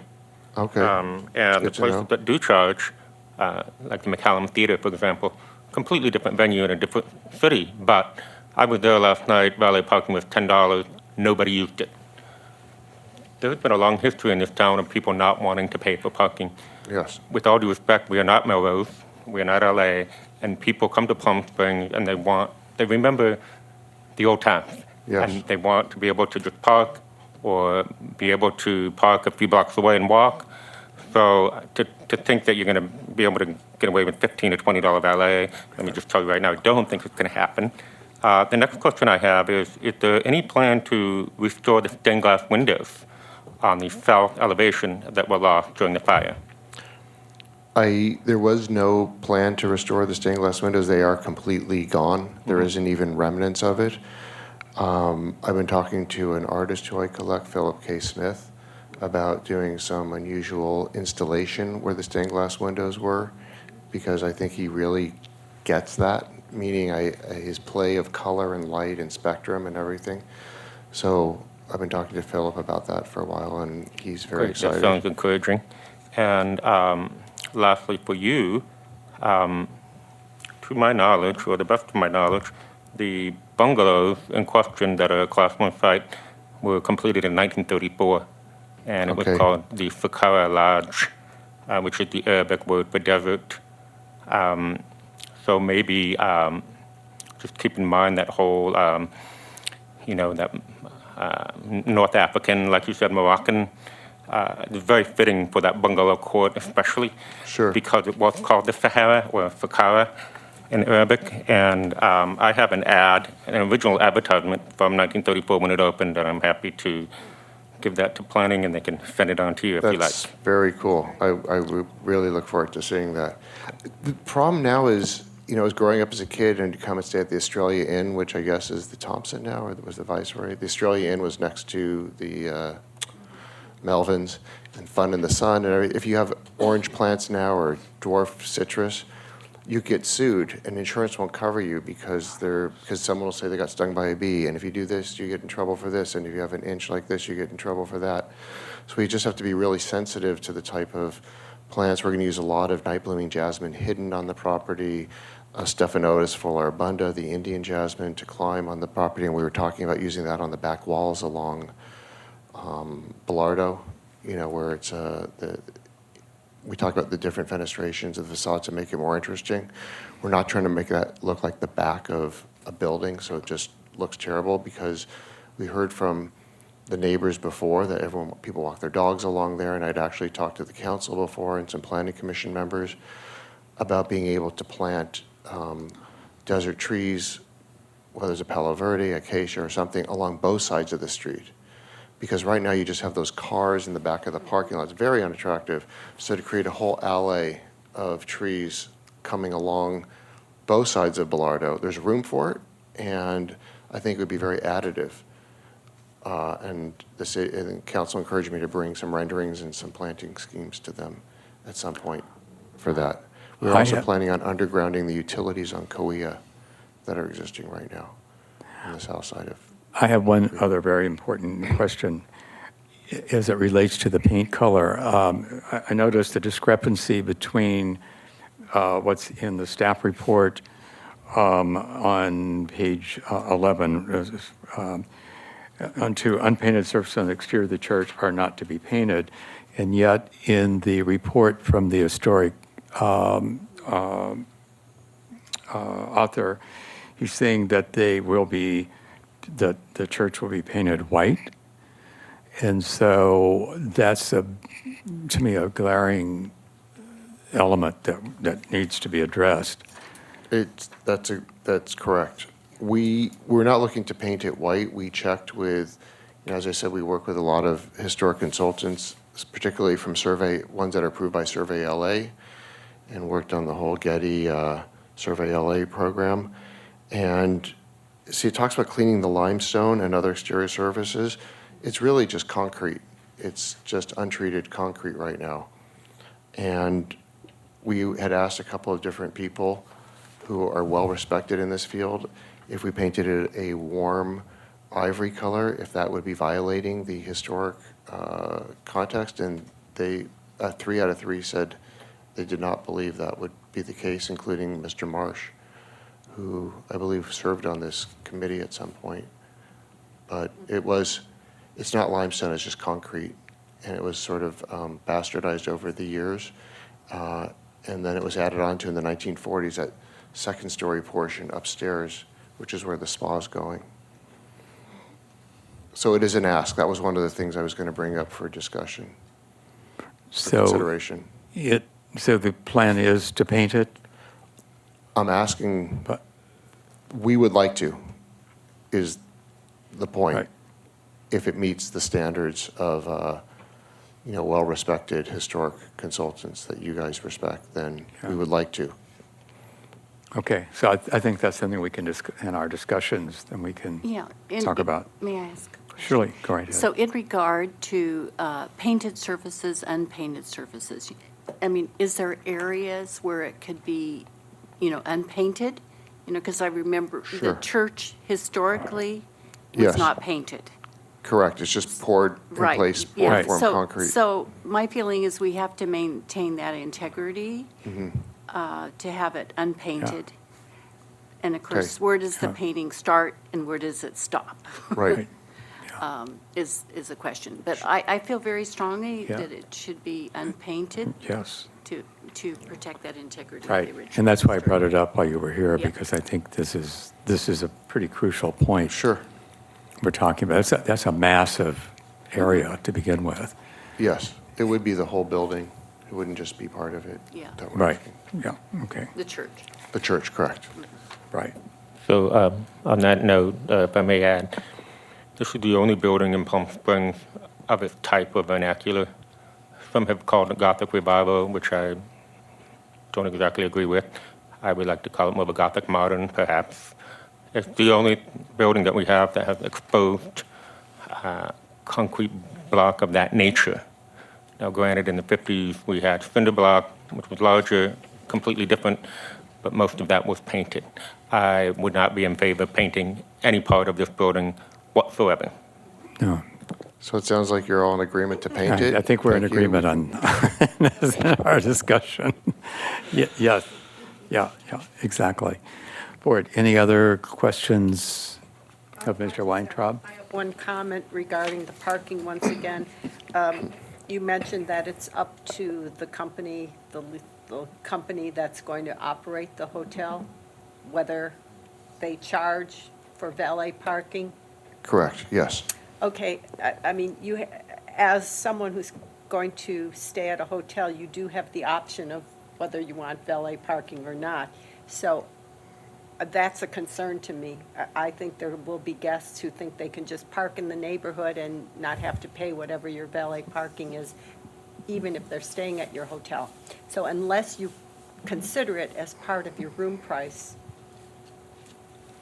I appreciate that comment. Auberge Hotels is a little bit unique in that when I talk about ADR, that's the average daily rate. I think they have the highest ADR in the state of California, but I could be wrong for a hotel brand.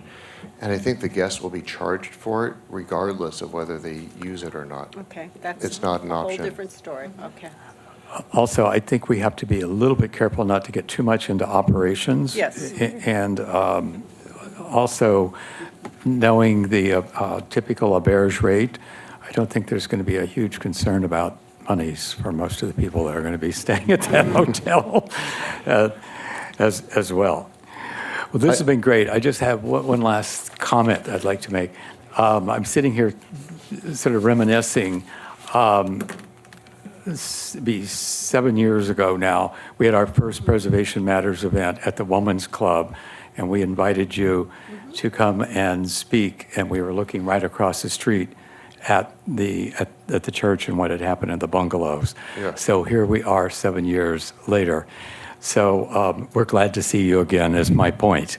So thank you very much. Thank you. When I speak to students at SC or Pepperdine and they say, well, what's the big secret to being a developer? And I said, patience, just a lot of patience. Mr. Chair, I do have one Yes. other question. Yes, please. What is your time frame?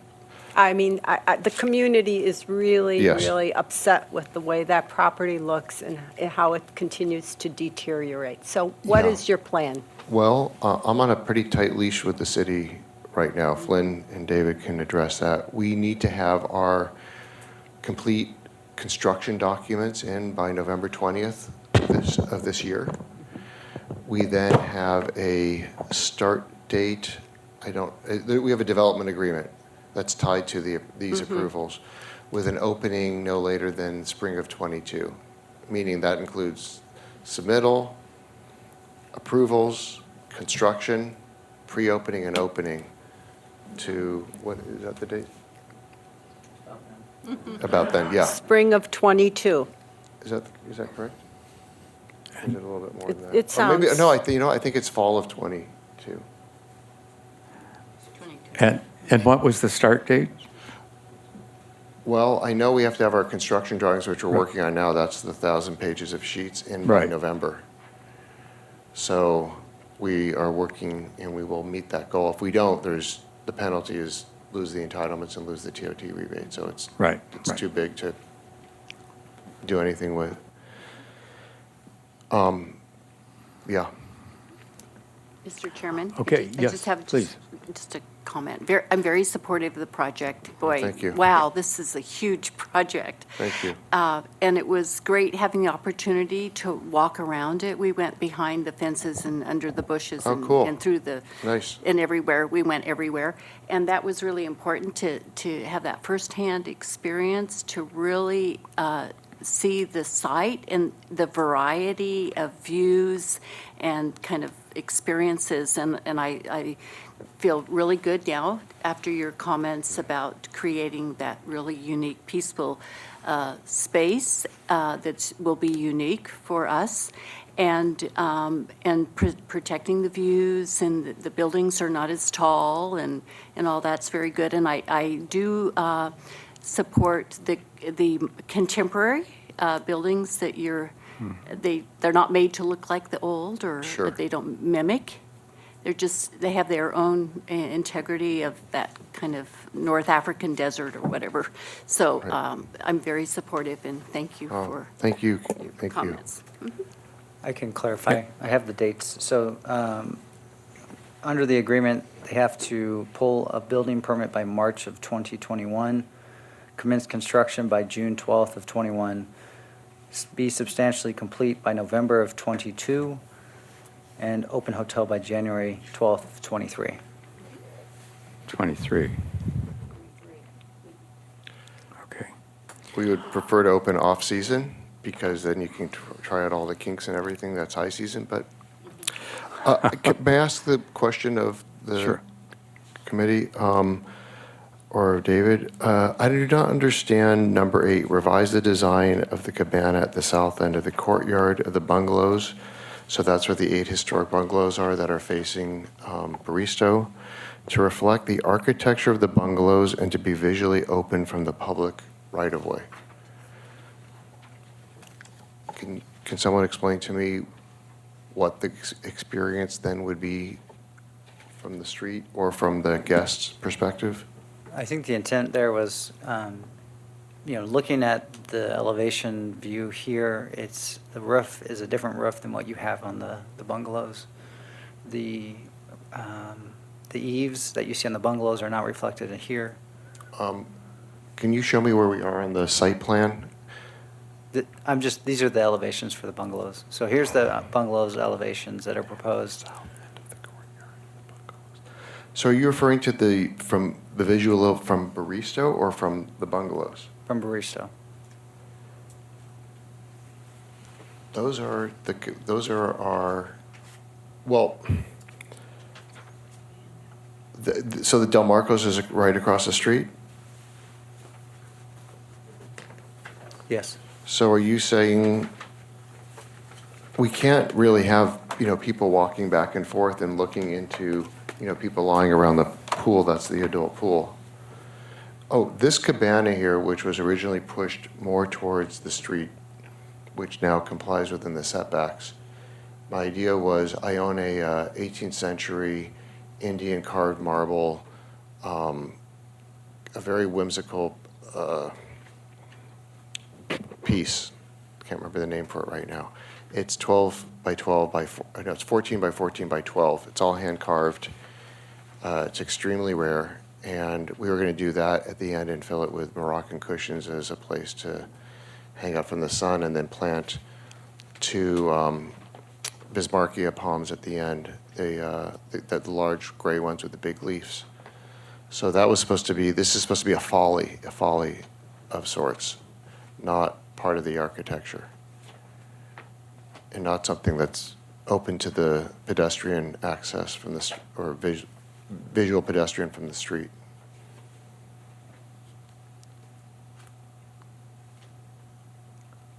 Okay, does that answer any other questions in reference to that?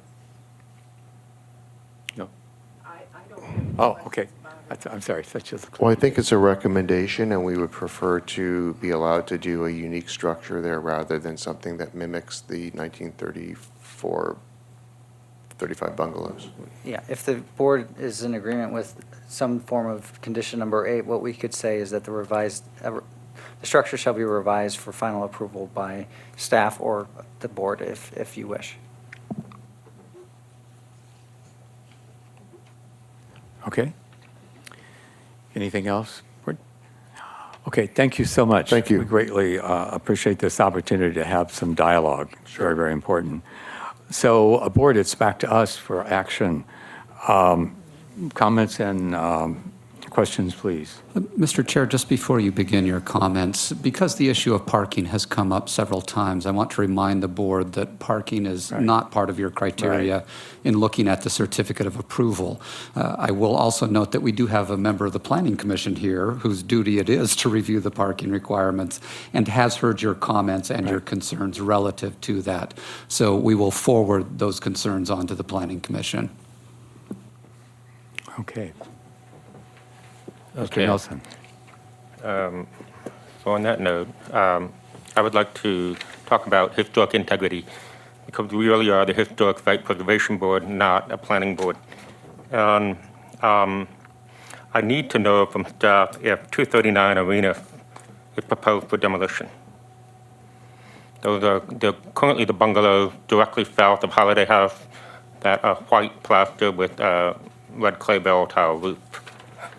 It's not clear in the description on page 1 of the staff report if 239 Arena will be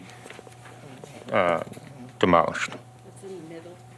Is that what you're talking about? So on the map, it would be what looks like J, building J. Yes, that would be demolished and new buildings would be constructed. Okay, so I have some historic information on that property. The original owner was Walter J. Martin, and the building was completed, to my knowledge, in the 1930s. The furthest back I could find was about 1937, 39. And the contractor was William Marty and H.L. Hansen, two pioneering contractors here in town. That site, whether it was in that building or prior to that building being built, was the home of Henry Clemens Pearson, who came to Palm Springs in 1926, moved to that address, 239 Arenas, in 1928. And later he would go on to build Deepwell Ranch. So you have three pioneers associated with this site, this address, 239 Arenas, which Did you say 1928? Pardon? They moved there in 1928? What year was it they moved there? So the first time I can find somebody living at that address is in 1928, Okay, and his name was Henry Pearson. Because the building was constructed in 1931 according to permits, so that may have been a previous structure, I'm wondering? Okay. It was built as Arenas Lodge in the 30s, as I mentioned earlier.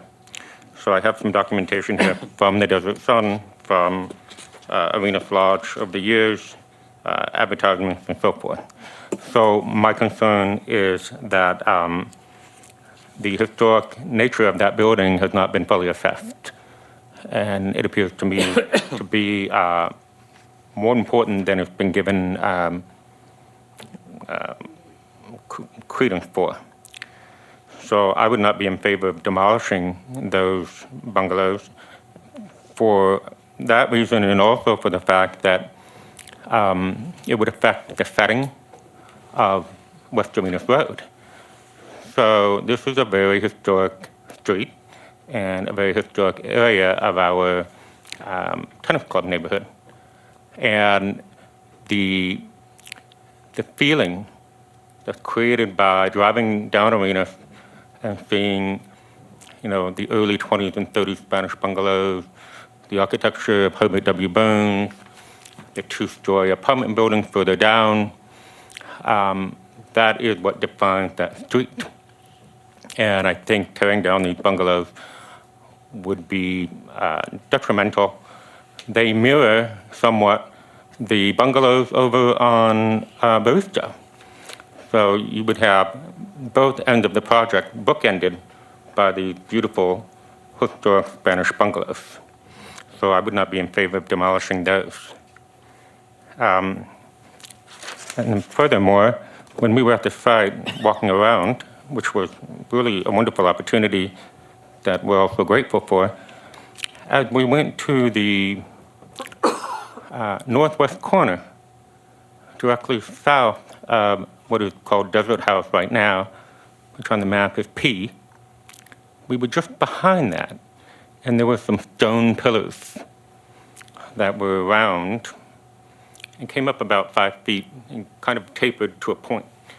Those looked to me to be very old and looked like they could possibly have been part of 239 Arenas in the back. We know that property was subdivided many times over the years and different buildings were added and taken away. So I think that those pillars deserve some further investigation. Also, when we were at the site, the stone arch had a date inscribed in the concrete, and it was in the 1980s. So I don't know if there was a stone arch there before that crumbled and fell apart, and then it got rebuilt in the 80s. But that's somewhat questionable too. And that's all I have really right now in terms of historic integrity and what should or should not be demolished. Thank you. Thank you. Thank you. Anyone else? Court comments? Nope. I would like to just review a couple of things then. We're talking about working off, if we use as a guideline the comments that and the changes that the staff had recommended, that we add a few things to that list. And some of the things, what you're talking about, we could add to that. I know I certainly would like to add, again, the painting of the church, or not painting the church, rather, I think is absolutely crucial to have that as a part of this request. Yeah, right. So I think that's extremely important to stress that. Mr. Chair, Yes. did you get your answer to the new metal anodized finished windows? No, I did not. Okay. And that's the other, Okay. that was the next one I was going to be talking about. I'm still not totally understanding those dark anodized windows when the original's showing white mullions. Would you like to call the applicant back up to respond to that question? Yes, I think that's a great idea. So, Mr. Weintraub, once more again. So your question is the steel anodized windows versus white painted windows that may or may not have been original to the 1934 bungalows, or are you referring to the church? No, that's the ones I was referring to. Okay, so you're sort of taking, just so I understand, the position of being, it's unclear whether Correct. they were or not, so it's not authenticated that they really were. As far as we know, correct. that, If right. anyone has any other original information, that would be great, but, Okay, okay, yeah. okay, you. good, thank you. I'm also would like to be, I think we need to make a point about this roofing material, that any salvageable tiles from the building that are being demoed, that they be seriously considered for reuse. And along that line, speaking of demolition, I would like to see I don't know if we want to call it a study, but an involvement with the Sustainability Commission on how that demo can be done to minimize the debris going to a landfill. I think we just have a great example that just happened in the city with the College of the Desert when they demoed the shopping center, and 85% of that demo material is being reused and or salvaged. So here we are having another opportunity to make this we need to have that as a part of this as well. I think it's extremely important. And I think the one last thing that I'd like to mention is on the landscape plans, that those plans that we saw tonight, are those the final plans, or are those proposed and it'll come back to us?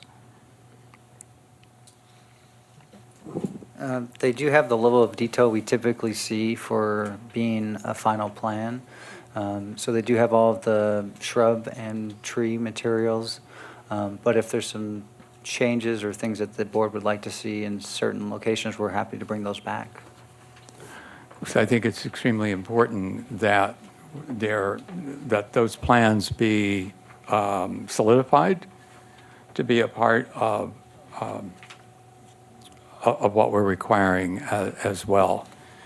Landscapes become a much more an item that's become extremely important here in the city when we're talking about historic designation. So I would really like to see that added as well. And for that, I will be quiet. Ms. Hupp. Is that your motion? Are all these things No, these are included? all things I would like added to the list that the city had already prepared, Okay. the 11 items. Yes. I have a question. So the Commission for Sustainability, that would be their job to look at the debris? Here's what I might recommend based on the request by the chair is that perhaps we could craft a condition of approval that states something to the effect that the Sustainability Commission shall review the demolition plan submitted by the applicant for Right. review and approval. Right. Something along those lines. Yeah. The applicant shall submit a demolition plan to the Exactly. Sustainability Commission. And that's quite acceptable. Question? Yes, Mr. Nelson. Well, we're talking about landscape. My question is for staff. How much purview does the HSPB have over landscape on this project? Is it restricted specifically to the buildings that are Class 1, or is it applicable to the entire project? It would be applicable to the Class 1 sites and those that are contributing features, so around the arch. Okay. As well. So on that note, some of the proposed planting in the bungalow court pool area showed in a packet a very tropical type of palm tree. And being a Palm Springs native and a garden aficionado, I can tell you that tropical palms do not do very well here at all. It's very difficult for them to sustain the long, hot, dry summer. So I would maybe consider a type of palm that would be more appropriate for the area, such as a California fan palm, aka Washingtonia fallifera, or a Mexican fan palm, or maybe even a Mediterranean fan with more like a pygmy type of palm. Those all grow very, very well here. Also, I noticed in some of the photo renderings, some pots that were kind of Mediterranean or Grecian urn style with bougainvilleas growing out of them. And these pots were situated as such that they would be getting all of the western exposure when the sun is setting for the entire afternoon. I can also tell you from experience that small pots containing plants like that do not do very well, given the long, hot summer. So may want to rethink where those bougainvillea growing out of those pots will go, perhaps to the other side. I'm surprised that this didn't come up in architectural advisory because they have a landscape component as part of their committee. So those would be my things. One other thing that it doesn't really apply to the Class 1 building, but it applies to those bungalows I mentioned earlier, which were called the Arenas Lodge on Arenas directly south of Holiday House. I have an article here from November 1937 that says, stately palm trees are planted at Arenas Lodge. Arenas Lodge, interesting apartment court on Arenas Road between Palm Canyon Drive and the mountain, was open for the season this week when the owners, Mr. and Mrs. Walter J. Martin, returned from Glenwood Springs, Colorado, where they operate their other resort. Many improvements have been made, blah, blah, blah, blah, blah, including the moving of these incredible palm trees, which actually came from Depot Ranch and were moved to this particular site. Because as we all know in this town, the tribe is very protective of Washingtonia palms, which are on their property, and they will never cut one down or kill one. They will always transplant it and then replant it when they are redoing the project. And these palms live to be 100, 120 years or more. So I would ask that any of those palms that are behind those bungalows on Arenas be preserved, even if that means moving them. And that concludes my landscape-related comments. Okay, thank you.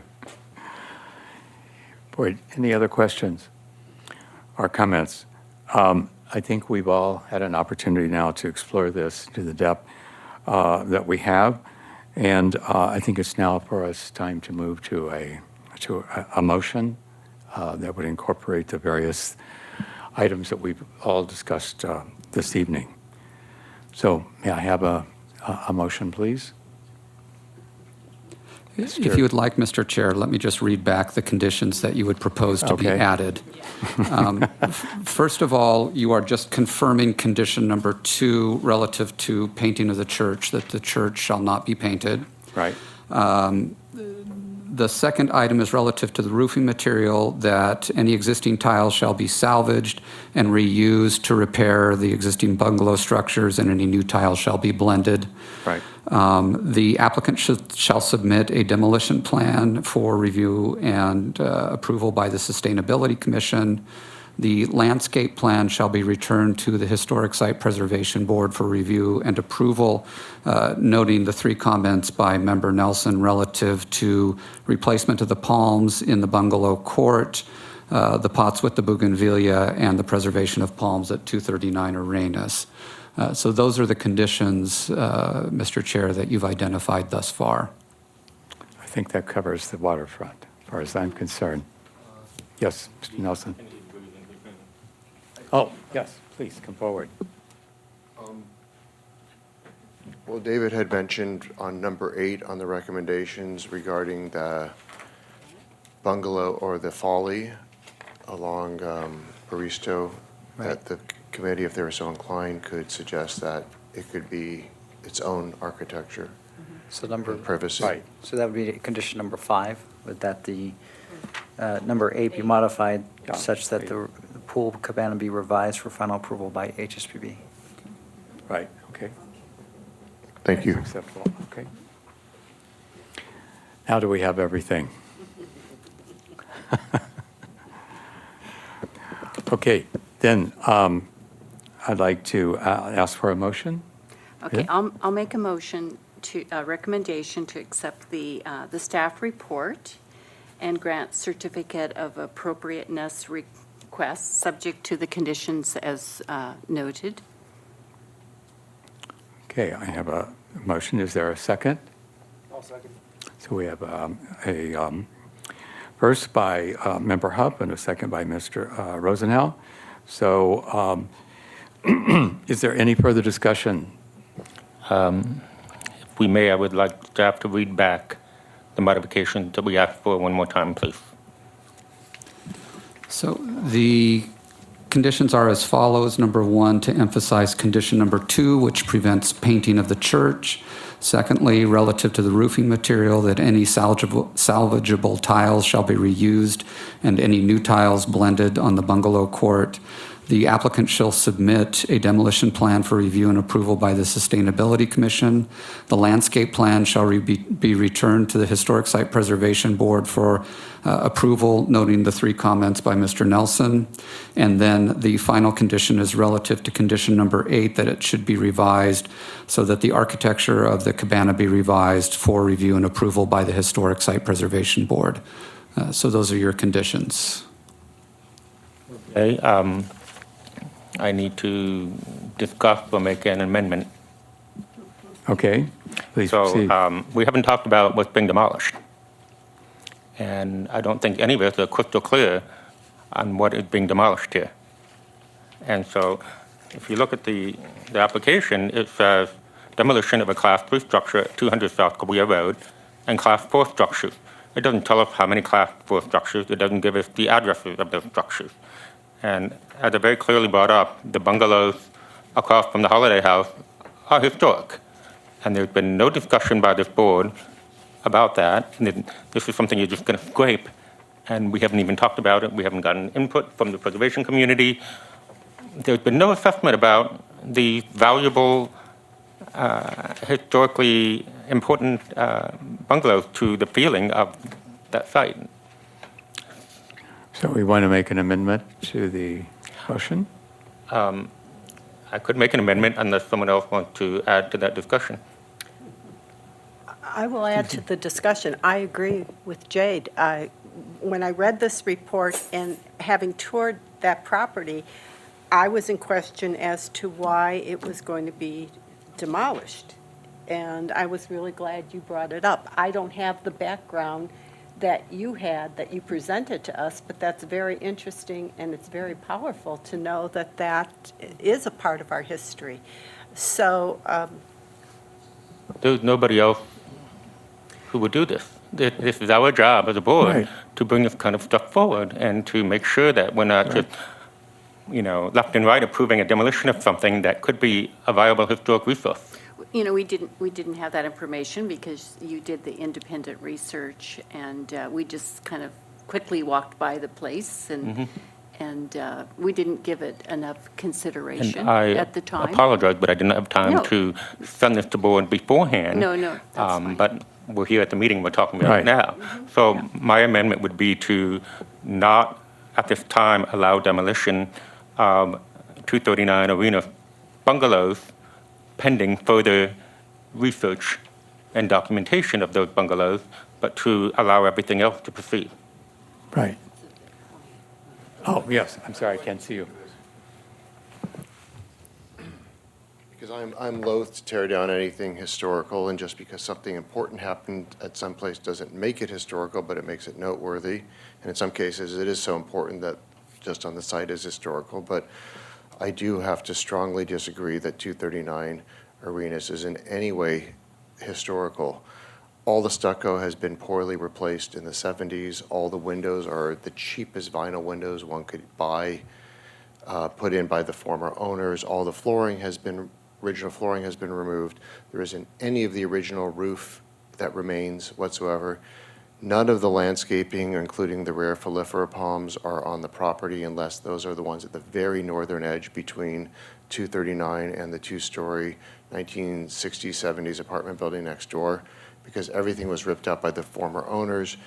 They were cleaning fanatics. She closed the motel because she didn't like having guests there that were making dirt, and replaced everything with gravel.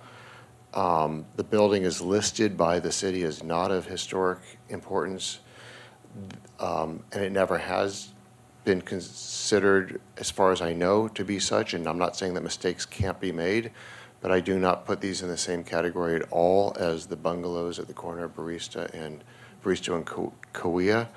These are a vital part of the project. When one asks what remains of the site prior to the reconstruction, the only thing that remains is the church and the 8 bungalows. Everything else heading, I guess that's west, is raised and then rebuilt in the newer architecture.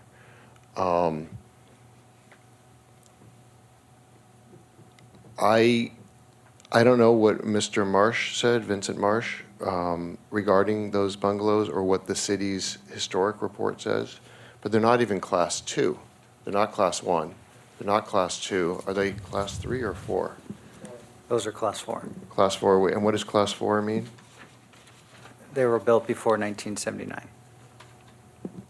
And have what type of historic significance? What is a class 4 considered? We It know just, that's the only significance, and further research would have to be done to determine if it rises to a higher class. So if I have a respected historic preservationist saying that it's not historical, the city says it's a class 4, then who is the arbiter of what does or does not make this a property where some of the structures are worth saving or not? If I might jump yeah, in, Mr. please. Chair, that authority does lie with the Historic Site Preservation Board. Right. They do have the ability to review demolition Right. of Class 4 structures. So that does lie with them. I think the request that was made by Member Nelson is not unreasonable, that for further research on 239 Arenas may be appropriate, Right. just to make sure that any of the characteristics, if they're still there, we need to know what those are. I don't think that will hold us up from going through the process to Planning Commission and to City Council, Okay. because I know you're on a tight schedule in terms of getting building permits, but I do agree that further research may be appropriate, especially looking at 239 Arenas. So I don't think it's unreasonable, and we can keep the project moving forward, but we will require additional research on that property. And I respect your comments, Flynn. I am now then asking, what does additional research mean, and who makes that additional research? We'll have an independent consultant do the research for us. Okay, thank you. Another question for staff, please. Can you clarify the other class 4 structures that are going to be, or that are being asked to be demolished? The plan that you have on the screen here shows in green the buildings that are proposed to, actually I should say, in the hatch mark, the red hatch marking, those are all being proposed to be demolished. When this project was approved in 2016, all of the buildings that are shown here in the hatch marking were proposed to be demolished, and there was no indication that those had any value of a higher designation. The exception being the 3 properties that abut Arenas Road. Of course, those are the new properties that are being added to the project site. So those were not evaluated in previous reviews of this project. So as I said, all of the things that you see here in the line hatching on the screen are proposed for demolition. So all of those are Class 4, the one exception being the Desert Inn, which is a Class 3. Okay, so if you could just clarify, when we were at the site, you yourself said that what is on the map at L was going to be adapted. And now my understanding is that that building is going to be demoed. I was incorrect. Yeah, it was for demolition. Okay, thank you for clarifying. I appreciate that. That concludes my comments at this time. Okay, thank you. So I think we're now, we have everything down with, Yes, you do have an added condition, and that's relative to 239 Arenas, that a historic resource report shall be prepared for that prior to the board approving a certificate of approval for demolition. Staff will go ahead and initiate that and begin that work and bring that back to you. Can that be done, quickly? Yes, it can be done Very relatively quickly, quickly. I yeah. think it should be. Don't want to good. hold this up. Exactly, Right. exactly. okay, so we have several amendments that have been included, right? Was everybody on board with what those are? I think we all understand. So, so we have the first, and and the second is you're approving, you did I the accept second, the right? amendments Okay. for the motion. Any further discussion? Seeing none, those in favor, say aye. Aye. Those opposed? No. The motion carries 5-0. Thank you. And thank you again, Mr. Weintraub, for coming and allowing this dialogue to happen. We really appreciate this opportunity. Okay, moving right along to item 4C. Amendment to the HSPB Rules of Procedure, changing the meeting time for regular HSP meetings. May I have a staff report, please? Mr. Chair and members of the board, you have before you a request to modify your bylaws to include our new meeting time of 5:30 p.m. on the first Tuesday of each month. Staff is requesting your approval of this change. We will also update the dates and any other language that needs to be updated at that point in time. So, board, do we have any questions of staff? Yes, I think we do. Okay. So, seeing no further questions or comments, may I have a motion to accept the recommendation by staff to amend the HSPB rules, proposing the new meeting time? Actually, I so move. We have a first and a second. First by Member Dixon and a second by Member Rosenau. So, and seeing none, we've already voted, so we've actually carried one more time. So, those opposed, anybody opposed? We're good, right, on this one? Everybody's cool? We're good. Okay. So, next item, discussions. That would be me. I'm going to make it extremely brief by doing this. I'm going to pass out a report on the HSPB event, which is coming right on our heels. I just want to point out one thing in the report that I gave you, item 2, just so that you know, the website goal to be active is March the 18th, which is coming right down the pike. And all tours, descriptions, and tours and photos will be completed by March the 11th. Just wanted to show you the urgency. I'll let you read what it is that we're doing. I will mention that tomorrow at 1 o'clock, we have a subcommittee, event subcommittee meeting, and we'll be discussing these issues as well as several more. So unless there's any questions, I will move right on to board member comments. Nothing Okay. from me. Just two quick things, board. I'll make them quick. One, and so if someone would like to join me on that subcommittee, I'd be greatly appreciated. Ms. Dixon, it sounds like your kind of thing. I know. When are the meetings? No, we would just set up a subcommittee. We just set up a meeting okay. with the Yeah, and that is Sustainability with it. Commission. Yeah, that's- And anyone else? No, then we have two members on that committee. That'd be great. Thank you very much. And I'd just like to mention that board members, we can really help in monitoring alterations in progress for approved work. Example, the cork in the bottle. So when we see things that are going on and we take what has been approved by this board, and that's been a year ago, so that's been a while, and just any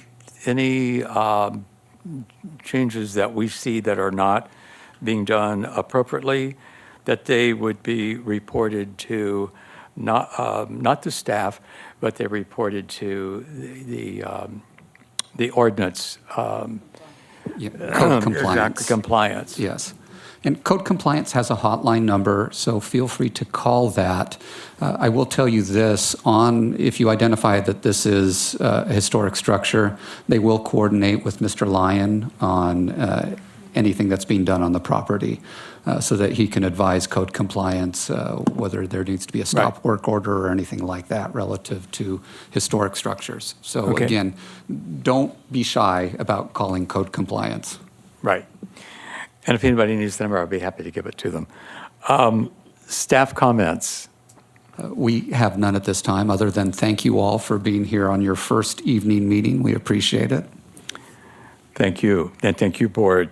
The Historic Site Preservation Board will adjourn to its regularly scheduled meeting on Tuesday, April the 7th, 2020 at 5:30 p.m. in the large conference room at City Hall. Thank you all very much.